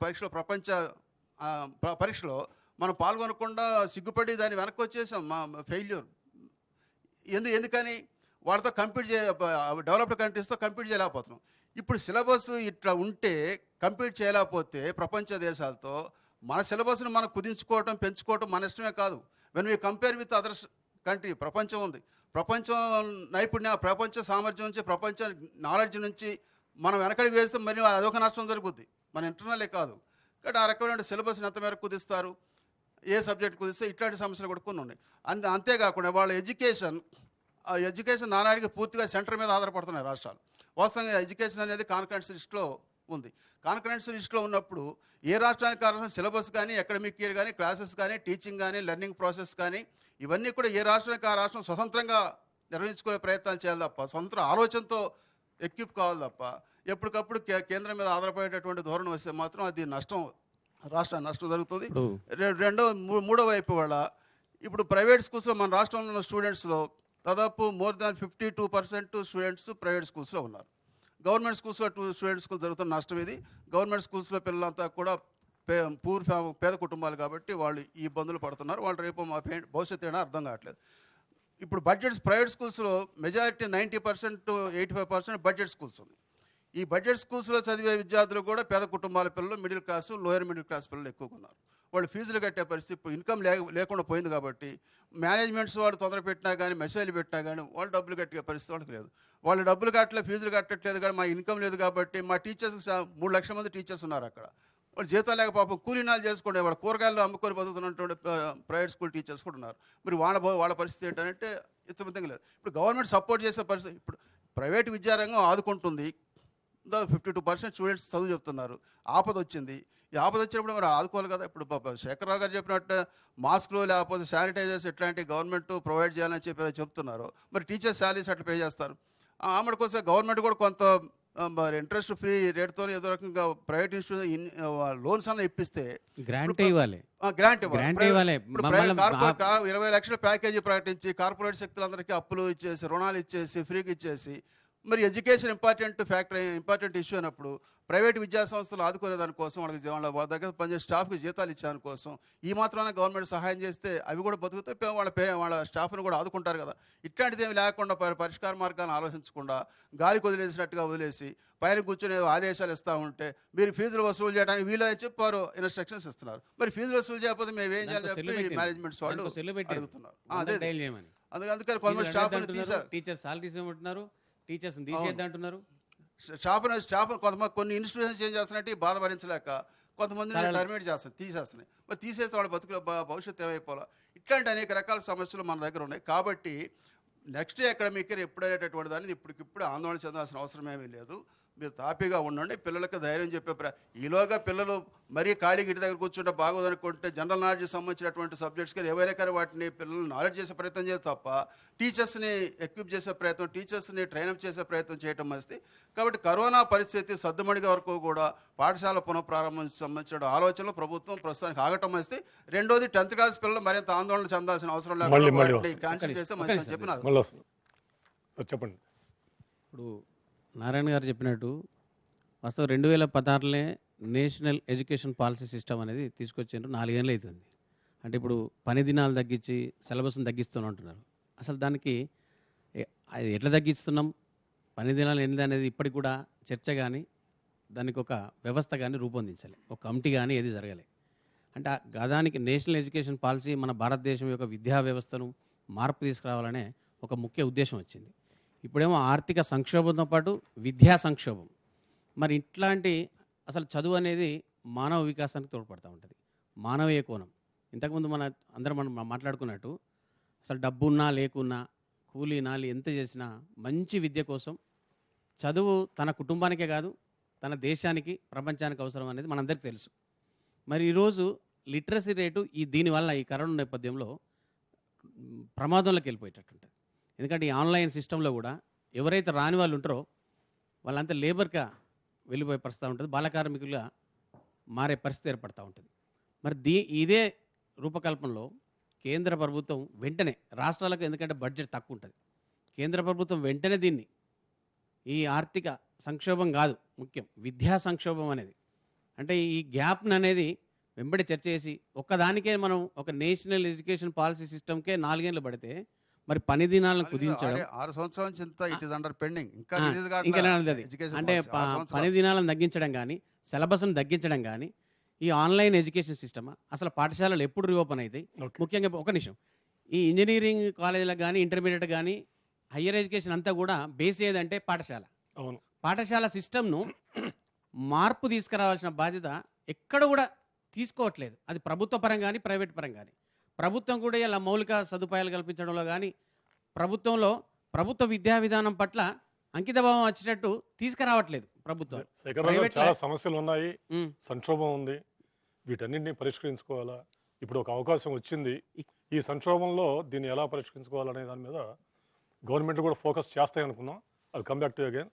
జేపీ గారు, ముఖ్యంగా కేంద్ర రాష్ట్ర ప్రభుత్వాలకి ఒక holistic approach to revamp the entire system of the education, అది ఆన్లైన్ కావచ్చు, ఆఫ్లైన్ కావచ్చు, స్టూడెంట్ టీచర్ ఇంటరాక్షన్ కావచ్చు, పరీక్షా విధానం కావచ్చు, the best practices in the world ఎక్కడ ఉన్నాయో వాటిని చూసుకొని మనకై అడాప్ట్ అయ్యే విధంగా తయారు చేసుకోవడంలో ఎటువంటి అడ్డంకులు ఉన్నాయి? ప్రసాద్ గారు, ఇవాళ చర్చల్లోనే మనకి మన వాళ్ళు స్థానికంగా వారి విద్యా సంస్థల్లో ఎక్కడెక్కడ చేస్తున్న ప్రయోగాలు కానీ ప్రపంచంలో దేశంలో ప్రయోగాలు కానీ చూస్తుంటే చాలా ఆశ కలుగుతుంది. మనం కొత్తగా ఏది అద్భుతాలు కనుక్కోకర్లా. చాలామంది నిపుణులు విద్యారంగంలో నిరంతరం కృషి చేస్తున్నారు. వాళ్ళు చేస్తున్న ప్రయత్నం వల్ల గత 20 ఏళ్ళు 15-20 ఏళ్ల కాలంలో ఎంతో కొంత డిజిటల్ టెక్నాలజీ దేశంలో పెరగడం వల్ల పూర్వం ఉన్నంత అద్భుతమైన పరిస్థితులు లేవు. అద్భుతం జరుగుతుందో ఒకరోజు జరగదు, కానీ నా దృష్టిలో గొప్ప ప్లాట్ఫామ్ ఉంది. మన పేదరికంతో పోలిస్తే టెక్నాలజీ ఉపయోగించుకుని విద్యను బాగు చేయడం గొప్ప ప్లాట్ఫామ్ అన్నది. రెండోది, ఇప్పటిదాకా అద్భుతంగా ఉంటే ఇప్పుడు బాధపడాలి ఏది అయిపోతుందని చెప్పని. నిండా మునిగిన వాళ్ళకి మనకు చలేంటి? విద్య నాశనమైనటువంటి సమాజంలో ఈ విద్య బాగు చేయడానికి అవకాశంగా భావిద్దాం మనం, అంతేగాని దీనివల్ల ప్రత్యేకంగా చెడిపోతుందన్న భయం నాకు లేదు. ఈ నేపథ్యంలో మొట్టమొదటి ప్రభుత్వాలు చేయాల్సింది భయాన్ని పోగొట్టాలి. ఇందాక వారు చెప్పారు, నారాయణ గారు చెప్పారు, ఈ భయం ఉన్నంతకాలం బాగా నష్టపోయేది అన్ని రంగాలు, ఆర్థిక వ్యవస్థ మొత్తం అతలకొతలం అవుతుంది, విద్య పూర్తిగా నాశనం అయిపోతుంది. ఇతర దేశాల్లో, సంపన్న దేశాల్లో ఏం చేస్తున్నారు, వాళ్ళకి పాఠశాల లేకపోతే సమాజం నడవదు. చదువు సంగతి పక్కన పెట్టండి, తల్లి తండ్రి ఇద్దరు ఉద్యోగాలు చేసేవాళ్ళు 180 మంది అక్కడ. కాబట్టి ఇంట్లో పిల్లల్ని చూసుకోవడం కోసం సాధ్యం కాదు వాళ్ళకి. మన దేశంలాగా పని మనుషులు లేకపోతే మరొకళ్ళు లేకపోతే ముత్తాతలు తాతలు వచ్చి కూర్చోవడం అనేది అక్కడ జరగదు. అంచేత అక్కడ పెద్ద సమస్య ప్రభుత్వ విధానాల్లో స్కూళ్ళని ప్రారంభించడం ఎట్లా, ఒకవేళ స్కూళ్ళు ప్రారంభం కాకపోతే పిల్లల్ని చూసుకోవడం ఎట్లా. అందుకని చెప్పి ఏదో రకంగా స్కూళ్ళు ప్రారంభించడం కోసం మీరు గమనించుంటారు, టీవీలో చూస్తే ఏదో రకంగా స్కూళ్ళు ప్రారంభించడం ఫస్ట్ ప్రయారిటీ. దాని జాగ్రత్తలు తీసుకుంటున్నారు, భయపడాల్సిన అవసరం లేదు. కరోనా వ్యాధి నేను బహిరంగంగా మళ్ళీ చెప్తున్నాను, మన అదృష్టం కొద్దీ మన దేశంలో కరోనా వ్యాధి ఇన్ఫెక్షన్ వ్యాపిస్తోంది, కానీ వ్యాధి తీవ్రత చాలా తక్కువ ఉన్నది. చిన్న వయసులో ఉన్న వారికి చాలా తక్కువ ఉన్నది. కాబట్టి జాగ్రత్తలు తీసుకున్నట్టయితే స్కూల్కి వెళ్తే ప్రాణాలు పోతాయన్న భయానికి ఆస్కారం లేదు. ముక్కు మూసుకుని తపస్సు చేసి ఇంట్లో కూర్చుని 2 ఏళ్ల పాటు తినడం సాధ్యమో కాదు, అవసరమూ లేదు. ఇది చాలా స్పష్టంగా మళ్ళీ చెప్పాలి. మన దీన్ని ఒక డ్రామా చేసి పారేసాం. పత్రికలు టీవీల బాధ్యత కూడా ఉంది. పొద్దు నుంచి సాయంత్రం దాకా కరోనా ఇంకేం లేనట్టు భారతదేశంలోనూ ప్రపంచంలోనూ మనిషి జీవితంలో జాగ్రత్తలు తీసుకోవాలి. మనం అంత దూరాన్ని పాటించాం, అందరూ మాస్కులతో వచ్చాం. జాగ్రత్తలు తీసుకోవాలి, పరిశుభ్రత పాటించాలి. కానీ జీవితాన్ని ఆపటం చాలా ప్రమాదం, ముఖ్యంగా విద్య విషయంలో. రెండోది, ఇందాక వారు చెప్పారు నారాయణ గారు, సిలబస్సు పరీక్షలు పెద్ద ముఖ్యంగా తీసుకోబోకండి, కనీసం అవకాశంగా తీసుకోండి. లెర్నింగ్ లెవెల్స్, తర్వాత విషయ పరిజ్ఞానం, ఆ కాన్సెప్ట్స్ పట్టుబడ్డం, దాన్ని ఉపయోగించగలగడం. కాబట్టి కొంచెం వెసులుబాటు ఇవ్వండి టీచర్లకి, విద్యా సంస్థలకి. ఊరికే ఈ సిలబస్ పూర్తయిందా లేదా, ఊరికే ముక్కుని పాఠం చెప్పే లేదా, ఇదే కాకుండా ఏ మేరకు నేర్చుకున్నారు. చాలా కాలం నుంచి దీని గురించి మాట్లాడుతున్నాం, మినిమం లెవెల్స్ లెర్నింగ్ అని మాట్లాడుతున్నాం. కనీసం ఇది అవకాశం, ఇందాక వారు అంటున్నారు అన్నెసెసరీ సిలబస్ కూడా చాలా అది ఎక్కువ ఉంది. కాబట్టి ఇది గొప్ప అవకాశం. ఇప్పుడు అవన్నీ సరైనవి తంటాలు పడండి, కానీ బేసిక్గా ఇది రావాలి. ఆల్రెడీ మనకి ఎన్సీఆర్టీ కానీ ఎస్సీఆర్టీలు కానీ మినిమం లెవెల్స్ లెర్నింగ్ అన్ని నిర్దేశించినాయి. కాబట్టి దాన్ని మీరు చెప్పి ఇది రావాలయ్యా, మీరు ఉన్న తంటాలు పడండి, ఈ పుస్తకాలు వాడుకోండి, కానీ ఖచ్చితంగా సిలబస్ అని పట్టించుకోపోకండి, పిల్లలకి ఇది వచ్చినదో ఖచ్చితంగా చూద్దాం. కానీ దానికి ఖచ్చితంగా ఆన్లైన్ కానీ మారిన పరిస్థితుల్లో నిజాయితీ అయిన సమర్థమైన మూర్ఖమైన కాకుండా పరీక్షలు అట్లా పెట్టాలి. అక్కడ చాలా తెలివి ఉపయోగించాలి. నా దృష్టిలో ఇవాళ అత్యంత మామూలుగానే అసలు దేశంలో కీలకమైనది, ఈవేళ ఆన్లైన్ ప్రత్యేకంగా కీలకమైనది. మరి విద్యార్థుల శక్తిని పరీక్షించినట్టు ఎక్కడో చోట పరీక్ష చేయాలి. కొలమానం లేకపోతే దానికి అది విలువ ఉండదు. అసలు ఊరికే సర్టిఫికెట్లు ఉంటే దీనికి పనికి రాకుండా పోతారు. కాబట్టి ఆ కొలమానం ఎట్లాగా నా దృష్టిలో ఇవాళ మేధస్సు అంతా పెట్టవలసింది, పరిశోధనా సంస్థలు కానీ అధ్యాపకులు కానీ ఏ రకంగా కొలమానం చేయాలని చెప్పన్నది. ఇక మూడోది ప్రైవేటు పబ్లిక్. అసలు ఈ దేశంలో నా దృష్టిలో ఇప్పటికే దానికి ఆ తేడాను తీసేయడం మంచిది. ఎందుకంటే పిల్లలకు పాఠాలు రావటం, పిల్లలకి విద్య రావటం, బుద్ధి వికసించడం మన దేశ అవసరం అనుకున్నప్పుడు అది ప్రైవేట్ సంస్థలు చేశారు, గవర్నమెంట్ సంస్థలు చేశారని చెప్పన్నది అప్రస్తుతం. ఏ సంస్థ అయినా కూడా పిల్లలకి బాగా విద్యా బోధన రావటం మన బాధ్యత రాజ్యానికి. దాన్ని దృష్టిలో ఉంచుకుని ఎంత వీలుంటే అంత, ఉదాహరణకు డిజిటల్ టెక్నాలజీ, అక్కడ మనకి పేదలు ప్రైవేట్ స్కూళ్ళలో పేదలు కొన్ని లక్షల మంది చదువుతున్నారు, కోట్ల మంది దేశంలో చదువుతున్నారు. ఎందుకంటే గవర్నమెంట్ స్కూళ్ళ మీద ఏ కారణమన్నా కానివ్వండి నమ్మకాన్ని నశించడం చేత అవును, వాళ్ళందరూ పాపం చేస్తున్న వాళ్ళు కాదు. అందరికీ మీరు అన్ని భరించలేకపోవచ్చు, కనీసం ఈ టెక్నాలజీ ప్లాట్ఫామ్కి డబ్బులు భరించడం కష్టం కాదు. ఆంధ్రప్రదేశ్ రాష్ట్రం అన్నది ఇవాళ అలాగో 10,000 కోట్లు ఎంతో, లేకపోతే 5,000 కోట్లు మీరు అమ్మఒడికి ఖర్చు పెడుతున్నారు. ఆ డబ్బు రూపంలో కాకుండా ఈ రూపంలో ఇచ్చేయండి, కొత్తగా డబ్బు కూడా ఖర్చు పెట్టక్కర్లా. ఈవేళ విద్య కోసం పెడుతున్న ఖర్చునే పునర్వ్యవస్థీకరించినట్టయితే కోవిడ్ నేపథ్యంలో టెక్నాలజీ ప్లాట్ఫామ్స్, దూర విద్య, ఇంటర్నెట్ విద్యకి చాలా మేరకు ఏర్పాట్లు చేసి డిజిటల్ డివైడ్ని కొంతమేరకైనా పరిష్కరించవచ్చు. అద్భుతమైన పరిష్కారం ఒక్కరోజు వస్తుంది నేను అనుకోవట్లే, కానీ నిన్న కూడా పరిష్కారం అద్భుతంగా ఏం లేదు. అందుకే రేపొద్దున అద్భుతంగా లేదన్న వంక నాకు చెప్పకండి. ఈ మార్పు పెద్ద అంత అనుకున్నంత కష్టమేం కాదు. ఇక ఒక విషయం మనం ఇవాళ ప్రస్తావనకు రాలేదు, పరోక్షంగా ఎవరో మాట్లాడినట్టున్నారు. పిల్లలకి వ్యాయామం అవసరం, పెద్దలకి అవసరం. ఈ కరోనా ఇప్పుడు నాలాంటి వాళ్ళకి కూడా మీలాంటి వాళ్ళకి వాకింగ్ లేకుండా చేశారు. అయ్యా ప్రపంచం అంతా పార్కులు ఓపెన్ చేశారు, కాకపోతే పిల్లలు 100 మంది కలిసి వ్యాధి వ్యాప్తి వచ్చేది కాకుండా కొన్ని జాగ్రత్తలు తీసుకుని పరిగెట్టడమో ఇంకో రకంగానో, లేదా కొన్ని టీమ్ స్పోర్ట్స్లో కూడా వ్యక్తిగతంగా దగ్గర తాకాల్సిన అవసరం లేకుండా వాటిని ప్రోత్సహిస్తూ వ్యాయామం ఖచ్చితంగా పిల్లలకి కావాలి, పెద్దలకు కావాలి. ఈ కరోనా పేరుతో అసలు ఆరోగ్యాలు చెడగొట్టబోకండి. అందులో పిల్లలకి వ్యక్తిత్వ వికాసానికి వ్యాయామం, ఆడుకోవడం చాలా ముఖ్యం.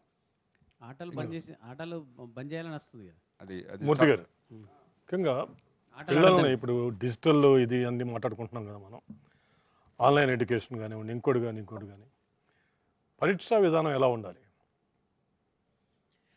సార్, దీని పరీక్షా విధానానికి రావడానికి ముందు కొంచెం అనే దాంట్లోకి వస్తే, ఈ national education policy last year draft ఇవ్వడం జరిగింది సార్.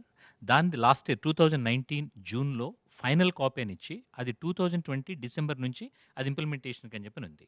సో ఒక్కసారి మనం ఆల్మోస్ట్ 458 పేజీలతో ఆ డ్రాఫ్ట్ అనేది చేయడం జరిగింది. ఫైనల్ డ్రాఫ్ట్లో కూడా మళ్ళీ దాన్ని 68 పేజీలకు కుదించి తీసుకొచ్చారు. చాలా బాగుంది సార్. అంటే లైక్ యాక్చువల్గా అది అంటే అది ప్రతి ఒక్కళ్ళ దగ్గర స్టేక్ హోల్డర్స్ ఎవరున్నారో వాళ్ళందరి దగ్గర వాళ్ళని ఇన్పుట్ ఇవ్వమన్నారు. 90% ఇచ్చి పోవచ్చు, కానీ 10% ఇచ్చినా కూడా ఇన్పుట్ అయితే బ్యూటిఫుల్గా వచ్చింది. దాంట్లో టెక్నాలజీకి పెద్దపేట వేయడం జరిగింది. అది 5+3+3+4 ఆ ఎడ్యుకేషన్ సిస్టమ్ ఏదైతే ఉందో అది ఇంప్లిమెంటేషన్లోకి రావడానికి ఈ కరోనా అనేది మళ్ళీ ఒక అవకాశం, ఈ సంక్షోభంలో అవకాశంగా తీసుకురాగలిగితే డెఫినెట్గా అద్భుతంగా ఉంటుంది సార్. అది తర్వాత ఇప్పుడు ఎగ్జామినేషన్ సిస్టమ్ అని చెప్పినప్పటికీ జాతీయ లేదా విదేశాల్లో మనం ఎక్కడ తీసుకుంటూ వచ్చినా కూడా నేడు పోటీ పరీక్షల్లో అన్ని పోటీ పరీక్షలు కూడా ఆన్లైన్ ఎగ్జామినేషన్స్ అయ్యాయి. పోటీ పరీక్షలు అయితే బోర్డ్ ఎగ్జామినేషన్స్ అన్నీ కూడా మనకి డిస్క్రిప్టివ్ మోడల్ ఉన్నా కూడా ఇవి వచ్చేటప్పటికి పోటీ పరీక్షలు అన్నీ కూడా ఆన్లైన్, ఎక్సెప్ట్ ఈ సంవత్సరం ఇప్పుడు నీట్, ఒక మెడికల్ ఎంట్రన్స్ జరిగే నీట్ ఎగ్జామినేషన్ మాత్రమే అది పెన్ అండ్ పేపర్ బేస్ అవుతుంది, కానీ రిమైనింగ్ అన్నీ కూడా ఆన్లైన్ పరీక్షలు అవుతున్నాయి. ఈ ఆన్లైన్ పరీక్షల నేపథ్యంలో మనం చూసుకుంటే ఏంటంటే ఇవాళ ప్రతి ఒక్క కంపెనీ కూడా ప్లాట్ఫామ్స్ ఏ విధంగా తయారు చేసుకున్నాయని చెప్పారంటే ఫుల్ ప్రూఫ్ ఎగ్జామినేషన్ చేసుకునే విధంగా ప్లాట్ఫామ్స్ తయారైపోయినాయి. సో అంటే ఒక క్వశ్చన్ స్టూడెంట్ అంటే ఏఐ ఆర్టిఫిషియల్ ఇంటెలిజెన్స్ను కూడా మనం వాడుతున్నాం కాబట్టి, సో దాని ఆధారంగా ఒక స్టూడెంట్ తీసుకుంటూ వస్తే అతని ఎబిలిటీ ఎట్లా ఉన్నాయి, so creative type of problems ఏ విధంగా చేస్తున్నాడు, లేదా అంటే లైక్ బైహార్టింగ్ టైప్ ఆఫ్, లేదా నెంబర్స్ గుర్తుపెట్టుకోవడం మీద ఏ విధంగా ఉందని చెప్పినది ప్రతి అనలిటిక్స్ కూడా అద్భుతంగా వచ్చే విధంగా ఉన్నాయి. సో ఇవాళ ఈ ఆన్లైన్ ప్లాట్ఫామ్స్ అని చెప్పిన దగ్గర వీటిని బేస్ చేసుకుని అన్ని దగ్గరలో కూడా అంటే లైక్ ఈవెన్ ఇంజనీరింగ్ సెక్టర్ కావచ్చు, ఈ పోటీ పరీక్షలు కావచ్చు, ఇంట్లో నుంచే మనం రాసుకునే సదుపాయం అనేది వాళ్ళ ఆన్లైన్ పరీక్షలకు ఏర్పడి ఉంది. సో అదేవిధంగా ఈ ఆన్లైన్ పరీక్షల్లో ఉన్న ఇంకొక ఉపయోగం కూడా ఏంటంటే, చాలామంది ఏం చేస్తున్నారంటే, ఇంటి దగ్గర కూర్చున్నాడు కాబట్టి విద్యార్థి కాపీ కొట్టి ఎగ్జామినేషన్ రాస్తున్నాడు కదా, కాబట్టి కాపీ కొట్టడం వల్ల మనకు ఉపయోగం లేదు కదా అని చెప్పి. కానీ నేనేమంటానంటే, 3 గంటల కాల వ్యవధిలో ఒక నీట్ లాంటి పరీక్ష తీసుకుంటూ వస్తే 180 ప్రశ్నలు సాధిస్తున్నాడు. సో 180 ప్రశ్నల్లో ఒకవేళ వర్స్ట్ కేస్ ఒక 5 క్వశ్చన్లు 6 క్వశ్చన్లు అతను ఏదో దాంట్లో ఇంట్లో చూసి రాశాడు, ఏమైనా ప్రమాదమా, దేశం ఆగిపోతుందా అని చెప్పి దగ్గర ఒక్కసారి మనం ఆలోచించుకోగలిగితే ఖచ్చితంగా అతను ఈ 4 చేసుకుంటూ వచ్చినప్పుడు రిమైనింగ్ దగ్గర చాలా పోగొట్టుకుంటాడు. సో అందువల్ల స్టూడెంట్ కూడా గ్రాడ్యువల్గా ఎడ్యుకేట్ అవుతాడు. అయితే ఇప్పుడున్న టెక్నాలజీ ప్రకారం మనకేముందంటే, ప్రతి 15 నిమిషాలకు ఒకసారి వాళ్ళది ఆటోమేటిక్గా తెలియకుండా కూడా స్నాప్ షాట్ తీసుకుంటూ ఉంది. కెమెరాస్ వచ్చి స్నాప్ షాట్ తీసుకుంటూ ఉన్నాయి. సో తీసుకుంటున్నాయి కాబట్టి ఎప్పుడు మనం ర్యాండమ్గా చెక్ చేసుకుంటూ వచ్చినా కూడా అది ఉంది అనేది కూడా వ్యవస్థలో వస్తుంది కాబట్టి ర్యాండమ్గా చెక్ చేసుకుంటూ వచ్చినప్పుడు ఆ ప్రాబ్లం సాల్వ్ అవుతుంది. అదేవిధంగా ఈవెన్ ఇదే ఎగ్జామినేషన్ ప్యాటర్న్ని ఇంట్లో కూర్చుని విద్యార్థికి కూడా చేయగల విధంగా జస్ట్ ఓన్లీ థింగ్ ఏంటంటే, మనం రైటింగ్ ప్యాడ్ని అడిషనల్గా కనెక్షన్ చేయడం. అంటే మళ్ళీ ఇదంతా కూడా టెక్నాలజీ వైజ్ అదనపు ఖర్చులు అన్న కాన్సెప్ట్లోనే వస్తుంది. సో కానీ మనం ఒకవేళ అది చేయగలిగితే, అంటే ఇప్పుడు ఈ విద్యా వ్యవస్థలో మనం అదనంగా ఏదైతే ఖర్చు పెడుతున్నామో ఆ ఖర్చే పెట్టి సార్ చెప్పినట్టు ఇందాక దాన్ని ఇప్పుడు కావాల్సిన వ్యవస్థకు ఉపయోగించుకోగలిగితే డెఫినెట్ చేయొచ్చు. అదేవిధంగా ప్రైవేట్, ప్రభుత్వ వీటి మధ్య కూడా గ్యాప్ తగ్గించుకోవడానికి ఇక్కడ ఏదైనా ఒక స్కూల్ టెక్నాలజీ పరంగా బాగా చేస్తుంది, దానికి చుట్టుపక్కల ఒక 3 అడాప్షన్ ఇవ్వండి. ఎందుకంటే scalability is not an issue for any technology base companies. So కాబట్టి దీని పక్కన ఉన్న 3 స్కూల్సో 4 స్కూల్సో 10 స్కూల్సో వీళ్ళకే దానికి ఇచ్చేసి ఇద్దరు కలిసి దాన్ని మానిటరింగ్ సిస్టంలోకి, 2 ప్రభుత్వం ప్రైవేట్ ఈ 2 భాగస్వామ్యంగా తీసుకురాగలిగితే అద్భుతంగా వాటి ప్రైవేట్ సెక్టర్లో కూడా మనకి లేదు అనే మాట అనిపించుకోకుండా చేయొచ్చు. బట్ ఎగ్జామినేషన్స్ అన్నీ కూడా ఆన్లైన్ ఎగ్జామినేషన్సే కాబట్టి ఈరోజు ఆన్లైన్ ఎగ్జామినేషన్స్ ఎక్కడ ఇంట్లో కూర్చుని రాసేదాని విధంగా కూడా ప్లాట్ఫామ్ ఉంది. సో అదేవిధంగా ఇప్పుడు మాకు మార్చి నుంచి మనకి లాక్డౌన్ అయినా కూడా ఇవాళ వరకు గతంలో ఏ విధంగా ఎగ్జామినేషన్ షెడ్యూల్ అవుతూ వస్తుందో అదే విధమైన ఎగ్జామినేషను, వాటి అనలిటిక్స్ ప్రొడ్యూస్ చేయడం, వీటన్నిటి దగ్గర కూడా ఎక్కడ గ్యాప్ లేకుండా జరుగుతున్నాయి సార్. ఓకే, చాలా 2 minutes టైం మాత్రమే ఉంది. ప్రమీల్ గారు ఒకసారి మీ దగ్గరకు వస్తాం. ఇప్పుడు ఈ ఆన్లైన్ ఎడ్యుకేషన్కు సంబంధించి, ఆన్లైన్ టీచింగ్కు సంబంధించి ముఖ్యంగా కొంత బయట వినపడుతుంది ఏమిటంటే, స్టూడెంట్ మీద రీఇన్ఫోర్సింగ్ ఎఫెక్ట్ ఎక్కువగా ఉంటుంది. ఒకవేళ అప్పుడేమన్నా మిస్ అయినా తర్వాత మళ్ళీ ఒకసారి రికార్డ్ చేసుకుని దాన్ని చూసుకునేటప్పుడు అనేక డౌట్స్ క్లియర్ అవుతూ వస్తున్నాయి. తద్వారా క్లాస్ రూమ్లో లేని ఒక ఫెసిలిటీ అతనికి ఏర్పడుతుంది. దానికి ద్వారా లాభం జరుగుతుందని అంటున్నారు. మీ అనుభవంలో ఏం జరుగుతుంది? ఇప్పుడు మన దగ్గర కూడా సార్ ఆన్లైన్ క్లాసెస్ ఏదైతే కండక్ట్ చేస్తున్నామో ఇంటరాక్షన్ అనేది కూడా మనం ఒక ఫెసిలిటీ ప్రొవైడ్ చేసాం స్టూడెంట్కి. సో స్టూడెంట్ ఆ టీచర్ చెప్పేటప్పుడే డౌట్ని రేస్ చేసే అవకాశాన్ని కూడా స్టూడెంట్కి ఇవ్వడం జరిగింది. సో దీనితో స్టూడెంట్కి టీచర్కి ఇంటరాక్షన్ అనేది పాసిబిలిటీ ఉంటుంది. ప్లస్ అలాగే ఇంకా వాట్సాప్ గ్రూప్స్ కూడా క్రియేట్ చేయడం జరిగింది. ఇప్పుడు ఫర్ ఎగ్జాంపుల్ ఒక యూనిట్లో ఆ టీచర్కి, ఆ క్లాస్ టీచర్కి, ఆ క్లాస్లో ఉన్నటువంటి విద్యార్థులకి వీళ్ళందరికీ మధ్యలో ఒక వాట్సాప్ గ్రూప్ క్రియేట్ చేయడం జరిగింది. సో స్టూడెంట్ ఏ టైంలోనైనా, ఇందాక ప్రసన్న గారు కూడా అదే చెప్పారు, టీచర్స్ని అప్రిషియేట్ చేయాలి అని. ఈ కరోనా టైంలో డెఫినెట్గా అందరూ టీచర్స్ కూడా సార్ స్టూడెంట్స్ దగ్గర చాలా రెస్పాన్సిబుల్గా బిహేవ్ చేసి 24/7 స్టూడెంట్కి అవైలబిలిటీలో ఉండి వాట్సాప్లో ఎప్పుడు ఏ టైంలో ఏ డౌట్ వాళ్ళు రైజ్ చేసినా కూడా దానికి ఇమీడియట్గా క్లారిఫికేషన్ ఇవ్వడం జరిగింది. సో దీనివల్ల స్టూడెంట్స్ డెఫినెట్గా బెనిఫిట్ అవ్వడం అయితే జరిగింది.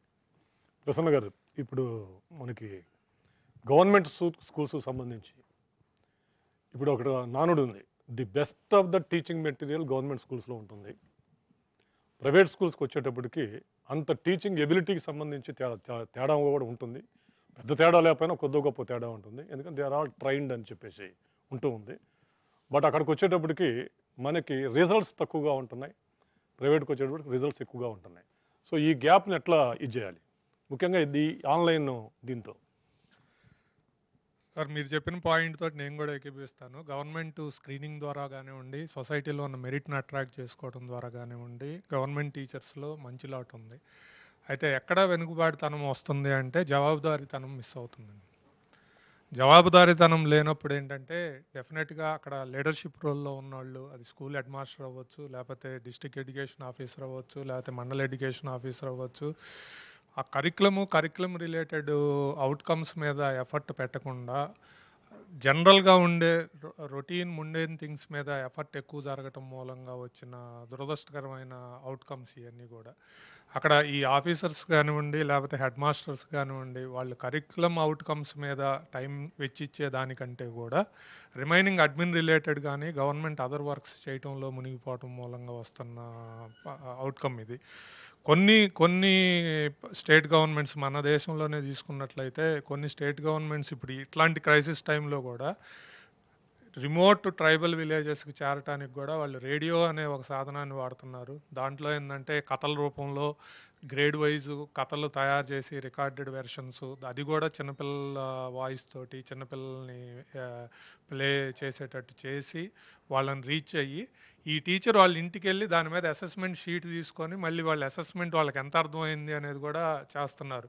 జార్ఖండ్ లాంటి స్టేట్లలో వాళ్ళు సిగ్నల్ కోసం, ఆ రేడియో సిగ్నల్ కోసం 1000 feet ఎత్తున్న కొండల మీదకి వెళ్ళి నేర్చుకుంటున్న సందర్భాలు కూడా మనకి వెలుగులోకి వచ్చినాయి.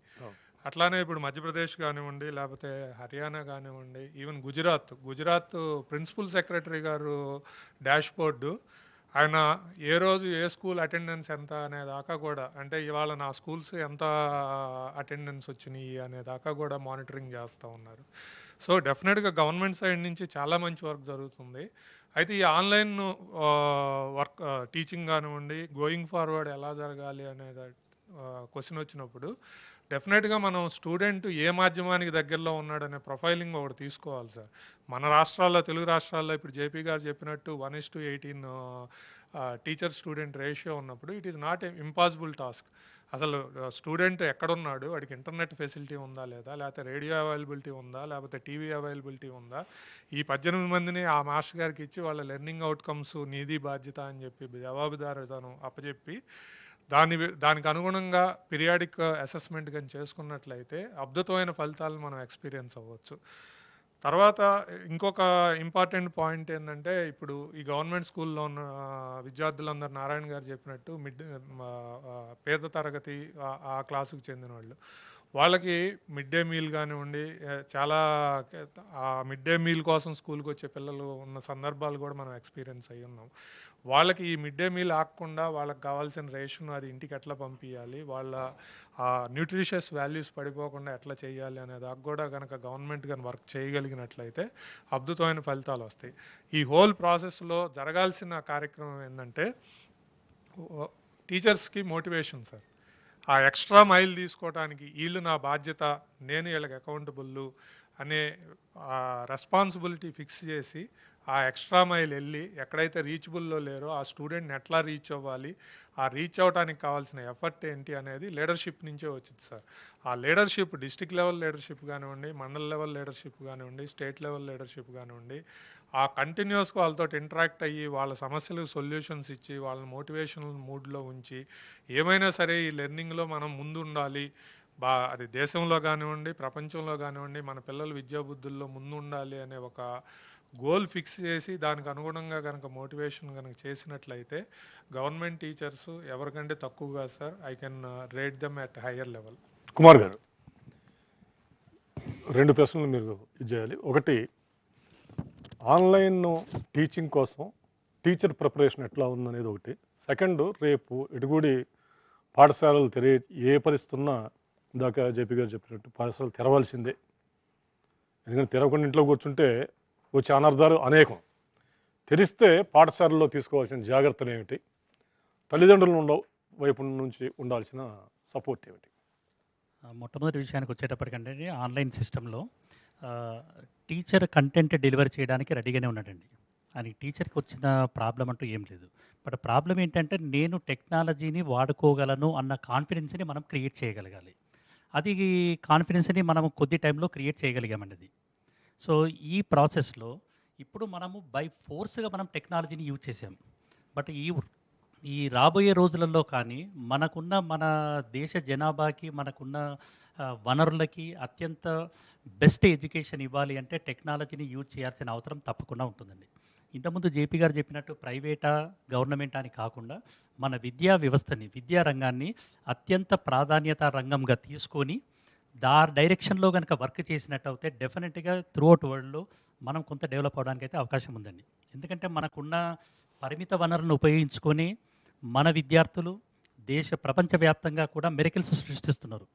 సో ఇంకాస్త మనం బెటర్ కనుక చేసినట్టు అయితే ఇంకా బెటర్మెంట్ అనేది ఒకటి తప్పకుండా ఉంటుంది. That is number 1. నెంబర్ 2 ఏంటంటే ఈ మధ్యలో మన సెంట్రల్ గవర్నమెంట్ ఇచ్చిన ప్యాకేజ్లో ప్రతి రంగాన్ని ఏదో రకంగా టచ్ చేశారు. అయితే అదృష్టమో దురదృష్టమో విద్యారంగము ప్రతి రంగానికి కనెక్టెడ్గా ఉంటుంది. ఎందుకంటే ప్రతి రంగంలో మనుషులు ఉంటారు, ఆ మనుషులకి పిల్లలు ఉంటారు, ఆ పిల్లలకి ఎడ్యుకేషన్ ఉంటుంది. సో అత్యంత ఎఫెక్టెడ్ జోన్ ఏది అంటే ఎడ్యుకేషన్ జోనేనండి. సో అందు గురించి దీన్ని అత్యంత ప్రాధాన్యత రంగంగా స్వీకరించి ప్రతి గవర్నమెంట్ కూడా మేమున్నాము, ప్రైవేటా గవర్నమెంటే కాదండి, మేమున్నాము అన్న కాన్ఫిడెన్స్ని పేరెంట్స్కి కలగజేయాలి. అండ్ విద్యా వ్యవస్థలో ఉన్న మేనేజ్మెంట్స్కి కలగజేయాలి, విద్యార్థులకు కలగజేయాలి. సో దాంట్లో అందరూ ఎఫెక్ట్ అయ్యారు కాబట్టి ఇంతకుముందు కూడా వచ్చిన డిస్కషన్లో మన నారాయణ గారు ఏమన్నారంటే కొంచెం ఇంట్రెస్ట్ ఫ్రీ లోన్స్ కానీ లేదా తక్కువ ఇంట్రెస్ట్తో వచ్చే లోన్స్ కానీ పేరెంట్స్కి తప్పకుండా ఇచ్చే వెసులుబాటు కలగజేయాలండి. అండ్ విద్యా సంస్థలకి కూడా ఈ రకమైన ఫెసిలిటీ కనుక కొంత ఇచ్చినట్టయితే మేము కూడా విద్యార్థులకు వారి తల్లిదండ్రులకు నమ్మకాన్ని కలగజేస్తాం. అయితే ఆ నమ్మకం కలగజేసే ప్రాసెస్లో ఈ అంటే మళ్ళీ స్కూల్స్ కాలేజ్ స్టార్ట్ అవుతున్నాయి కాబట్టి మాకు డెఫినెట్గా గవర్నమెంట్ నుండి కొంత ప్రోత్సాహకాలు కావాలి. అండ్ మాకు గవర్నమెంట్ నమ్మకం కలగజేయాలి, మీ వెనకాల మేమున్నాము, మీరు ముందుకు నడవండి, ఈ ప్రాసెస్లో ఏమైనా ఇబ్బందులు అయినా కూడా మేమున్నాము అన్న నమ్మకాన్ని కనుక మాకు కలిగేసినట్టు అయితే డెఫినెట్గా మేము ముందుకెళ్ళి మేము పేరెంట్స్కి నమ్మకం కలిగేస్తాము. అండ్ ఏమాత్రము డిస్టర్బెన్స్ లేకుండా జరపగల సామర్థ్యము మన వ్యవస్థకైతే ఉందండి. అది మేము బలంగా నమ్ముతున్నామండి. గౌతమరావు గారు, ముఖ్యంగా ఈ కోవిడ్ ద్వారా అనేక ఆర్థిక వ్యవస్థల్లో చాలా మార్పులు వచ్చేస్తూ ఉన్నాయి. ఎదవటి అంత వెసులుబాటు బహుశా అక్కడ ఉద్యోగాలపైకి లేకపోవచ్చు. ఇక్కడున్న ఇంజనీరింగ్ విద్యార్థులనే సాంకేతికంగా మరింత బలోపేతంగా తయారు చేయడం కోసం ఇవాళ మీరు ఎక్కడ ఏ చిన్న ఇంటర్వ్యూ పెట్టినా వచ్చేది ఇంజనీరింగ్ విద్యార్థులే. మొత్తం 5 ఇంజనీరింగ్ లేకపోతే ఒక MBA ఇట్లా వస్తున్నారు. వాళ్ళు అసలు ఆ ఉద్యోగానికి సూట్ కాదు, ఆ ఉద్యోగం వాళ్ళకి సంబంధించింది కాదు, అయినా పాపం వచ్చేస్తున్నారు. పోలీస్ కానిస్టేబుల్స్ దగ్గర నుంచి ప్రతిదీ కూడా వాళ్ళే వస్తూ ఉన్నారు. వీళ్ళని మరింత సాంకేతికంగా బలోపేతం చేయాలంటే ఎటువంటి టెక్నాలజీ అవసరం? ఇంతకుముందు చర్చలో స్కూల్ ఎడ్యుకేషన్ తర్వాత మళ్ళీ అదే ఇంటర్మీడియట్ ఎడ్యుకేషన్ దీంట్లో మళ్ళీ పాల్పంచుకోవాల్సి వస్తుంది ఈ యొక్క స్ట్రెంత్ కావడానికి. రెండో విషయం మీరు అన్నట్టు ఇప్పుడు ఈ యొక్క కరోనా సందర్భంగా చాలా మట్టుకు టెక్నాలజీ అవైలబిలిటీ వచ్చింది ఆన్లైన్లో. కాబట్టి చాలామంది స్టూడెంట్స్ కూడా చాలా ఇంప్రూవ్ చేసుకుంటున్నారు, కోర్సెస్ కూడా చేసుకుంటున్నారు. అనుకుంటే నేను ఈ సందర్భంగా టెక్నికల్గా చాలా ఆపర్చునిటీస్ అయితే అవైలబిలిటీ ఉన్నాయో దాని సందర్భంగా సౌండ్గా తయారవుతారని చెప్పి నేను ఆశిస్తున్నాను. ఎందుకంటే విద్యార్థులకు ఆ విధమైనటువంటి మోటివేషన్ ఉంది, ఆ విధమైనటువంటి గైడెన్స్ కూడా ఇప్పుడున్నటువంటి ఇన్స్టిట్యూషన్స్ కూడా ఇస్తున్నారు. కాబట్టి డెఫినెట్గా రాబో రోజులలో ఈ కరోనా తర్వాత ఎఫెక్ట్లో మంచి ఆపర్చునిటీస్ ఉన్నాయి కాబట్టి వాటి పొందే విధంగానే ఇక్కడ టెక్నికల్ సౌండ్గా పెరగడానికి అవకాశాలు ఉన్నాయి. ఆ విధంగా వస్తారని కూడా నేను అనుకుంటున్నాను. రెండోది మీరు అన్నట్టు ఇప్పుడు మాకు ఇమీడియట్లీ క్లాసెస్ కూడా ఇప్పుడు ఎగ్జామ్స్ కూడా ఉన్నాయి June 28 నుంచి. June 28 తర్వాత కూడా ఎట్లా ప్రాసెస్ చేయాలా ఏందనేది కూడా కొంత AIST తర్వాత యూనివర్సిటీస్ కూడా కొంత ప్లాన్ చేస్తున్నారు. మీరు అన్నట్టు AIST కొంత ప్రొయాక్టివ్ ఉంది, నేషనల్ లెవెల్లో ప్రొయాక్టివ్ ఉంది. చాలా ఇన్నోవేటివ్గా వాళ్ళు ప్రోగ్రామ్స్ ప్లాన్ చేస్తున్నారు. తర్వాత ఆన్లైన్ కోర్సెస్ కూడా స్టూడెంట్స్కి ఇస్తున్నారు, ఇంటర్న్షిప్స్ ఇస్తున్నారు. కాబట్టి టెక్నికల్గా సౌండ్ తర్వాత వేరే ఇండస్ట్రీస్తో కూడా మాట్లాడి కూడా ఒక కొలాబరేషన్లో కూడా పెట్టాలని కూడా ఆ విధంగా ప్రయత్నం జరుగుతూ ఉంది. నేను డెఫినెట్గా రాబో రోజులలో మన ఇండియన్ ఎడ్యుకేషన్ సిస్టంలో చేంజెస్ వస్తాయి. తర్వాత పర్టికులర్గా టెక్నికల్ స్టూడెంట్స్ అయితే ఉన్నారో మీరు ఈ వచ్చినటువంటి రాబో రోజులలో ఈ యాప్స్ వీటన్నిటిలో కూడా మనం జూము మనం యూజ్ చేసుకోవద్దు. తర్వాత ఇక్కడ ఎవరైనా ముందుకు రాని అని చెప్పి ఇచ్చినప్పుడు కూడా మన పర్టికులర్ తెలంగాణ నుంచి వచ్చారు. 95% of the students private university నుంచి వస్తున్నారు. తర్వాత బయట అబ్రాడ్లో ఉన్నటువంటి అన్ని ఈరోజు సాఫ్ట్వేర్ ఇంజనీర్లు అందరిని చూసినట్టయితే తెలంగాణ, ఆంధ్రప్రదేశ్, తెలంగాణ స్టూడెంట్స్ కూడా ఎక్కువ మంది ఉన్నారు.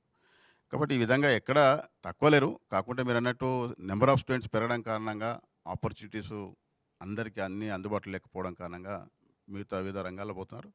కొంతమంది ప్యాషన్గా సినీ ఫీల్డ్లో పోతున్నారు. తర్వాత డిఫరెంట్ ఇంజనీరింగ్ గ్రాడ్యుయేట్స్ పోతున్నారు. ఈరోజు ఇంజనీరింగ్ అనేది కామన్ అయిపోయింది. ఇంజనీరింగ్ గ్రాడ్యుయేషన్ అనేది కామన్ అయిపోయింది. Availability every year 65,000 to 70,000 students only తెలంగాణలో ఎన్రోల్మెంట్ అవుతున్నారు. కాబట్టి ఆ విధంగా నెంబర్ పెరిగింది కాబట్టి డిఫరెంట్ రంగాల్లో కూడా అవపడుతున్నారు. ఆ విధంగా మనం చెప్పుకోవచ్చు. Thank you sir. ఈనాటి కార్యక్రమానికి వచ్చి మీ అమూల్యమైన సలహాలు, ముఖ్యంగా కోవిడ్ తర్వాత ఏ రకంగా విజయరంగం ఉండాలో అనే దాని మీద అనేక సూచనలు ఇచ్చారు. అందరికీ ధన్యవాదాలు.